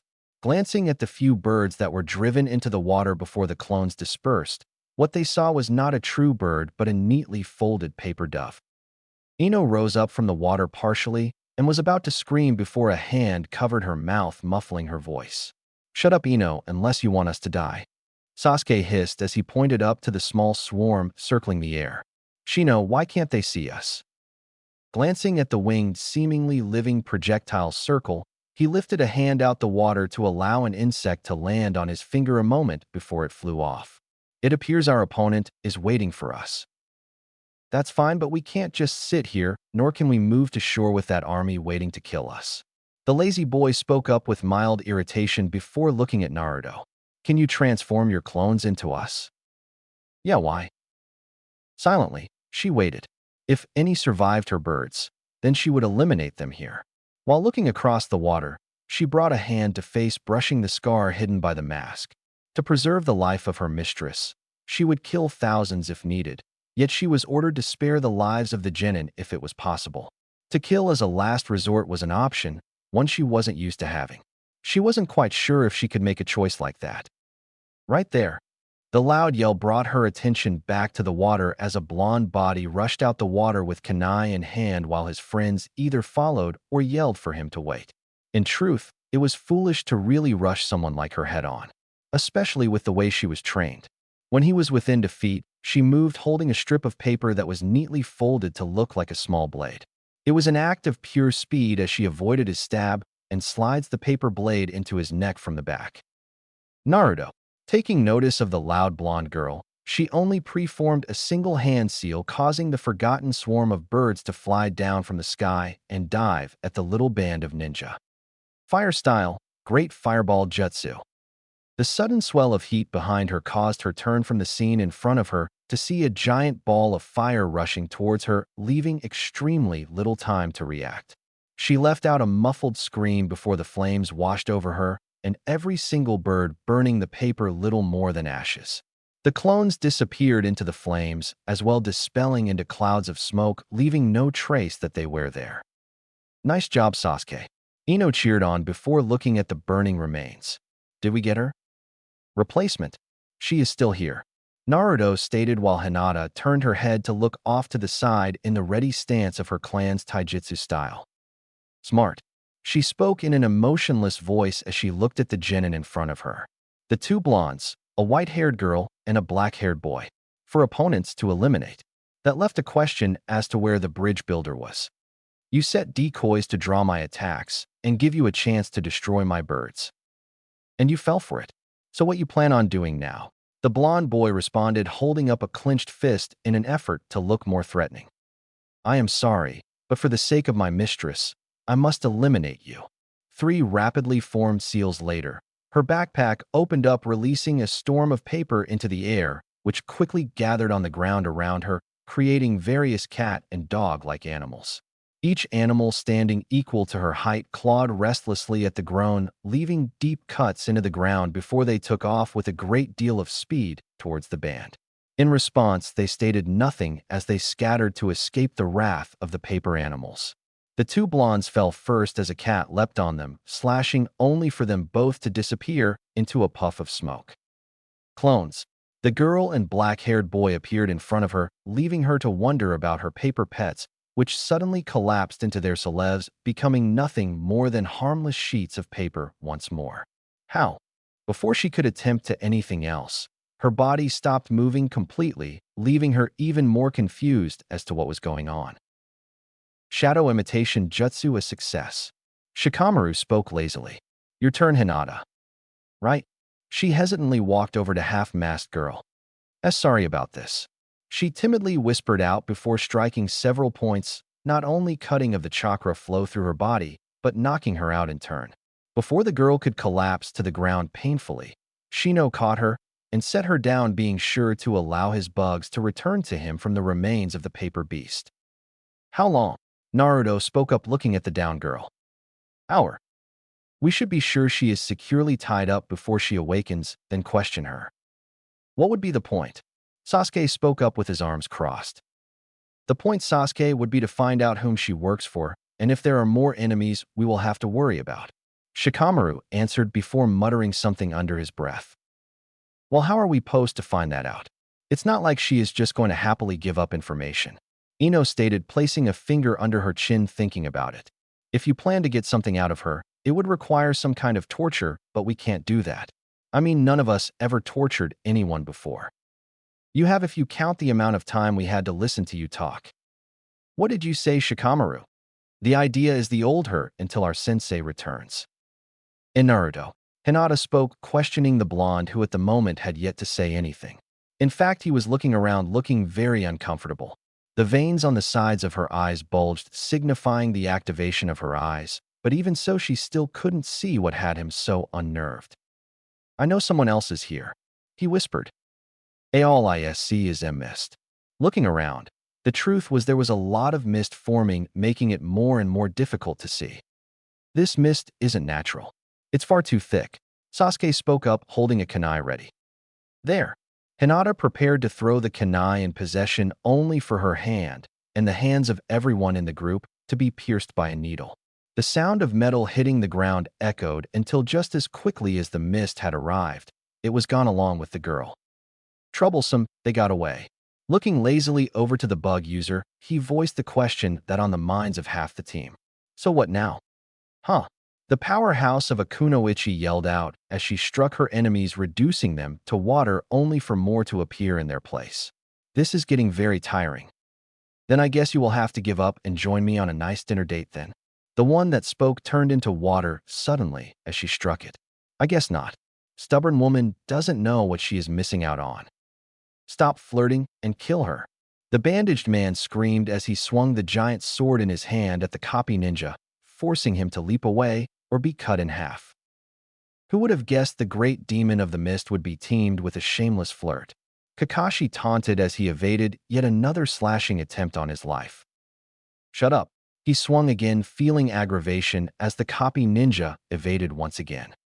Then, of course, you have the demon brothers, and it's well beyond obvious they are useless. His voice sounded rather smug as he spoke. First taken down by a bunch of children, and now Anko there is dancing around them like they are nothing more than a couple of common academy students. I told you to shut up. Then again, Kakashi continued ignoring him while dodging his assaults. Seeing how you are fighting right now, it's no wonder you enlist such weak help. Damn it, you will show you weak, you one-eyed bastard. All at once he reattached his sword to his back and rapidly preformed seals. Water release, great waterfall jutsu. All at once a massive rush of water washed towards Kakashi only for the copy ninja to move out the way of the watery assault, much to Zabuza's anger. The bandaged ninja didn't realize his mistake until he saw the wave crash over Gansaku and his army of water clones wiping them all out and leaving the man drenched. What the hell was that for? The cloaked man screamed in confusion before he felt a cold chill suddenly. Oh no! He turned his head just in time to have a foot connect to his face, chest, left shoulder, stomach, right shoulder, neck, and face once so quickly that if he wasn't in pain, he would have thought she had multiple legs.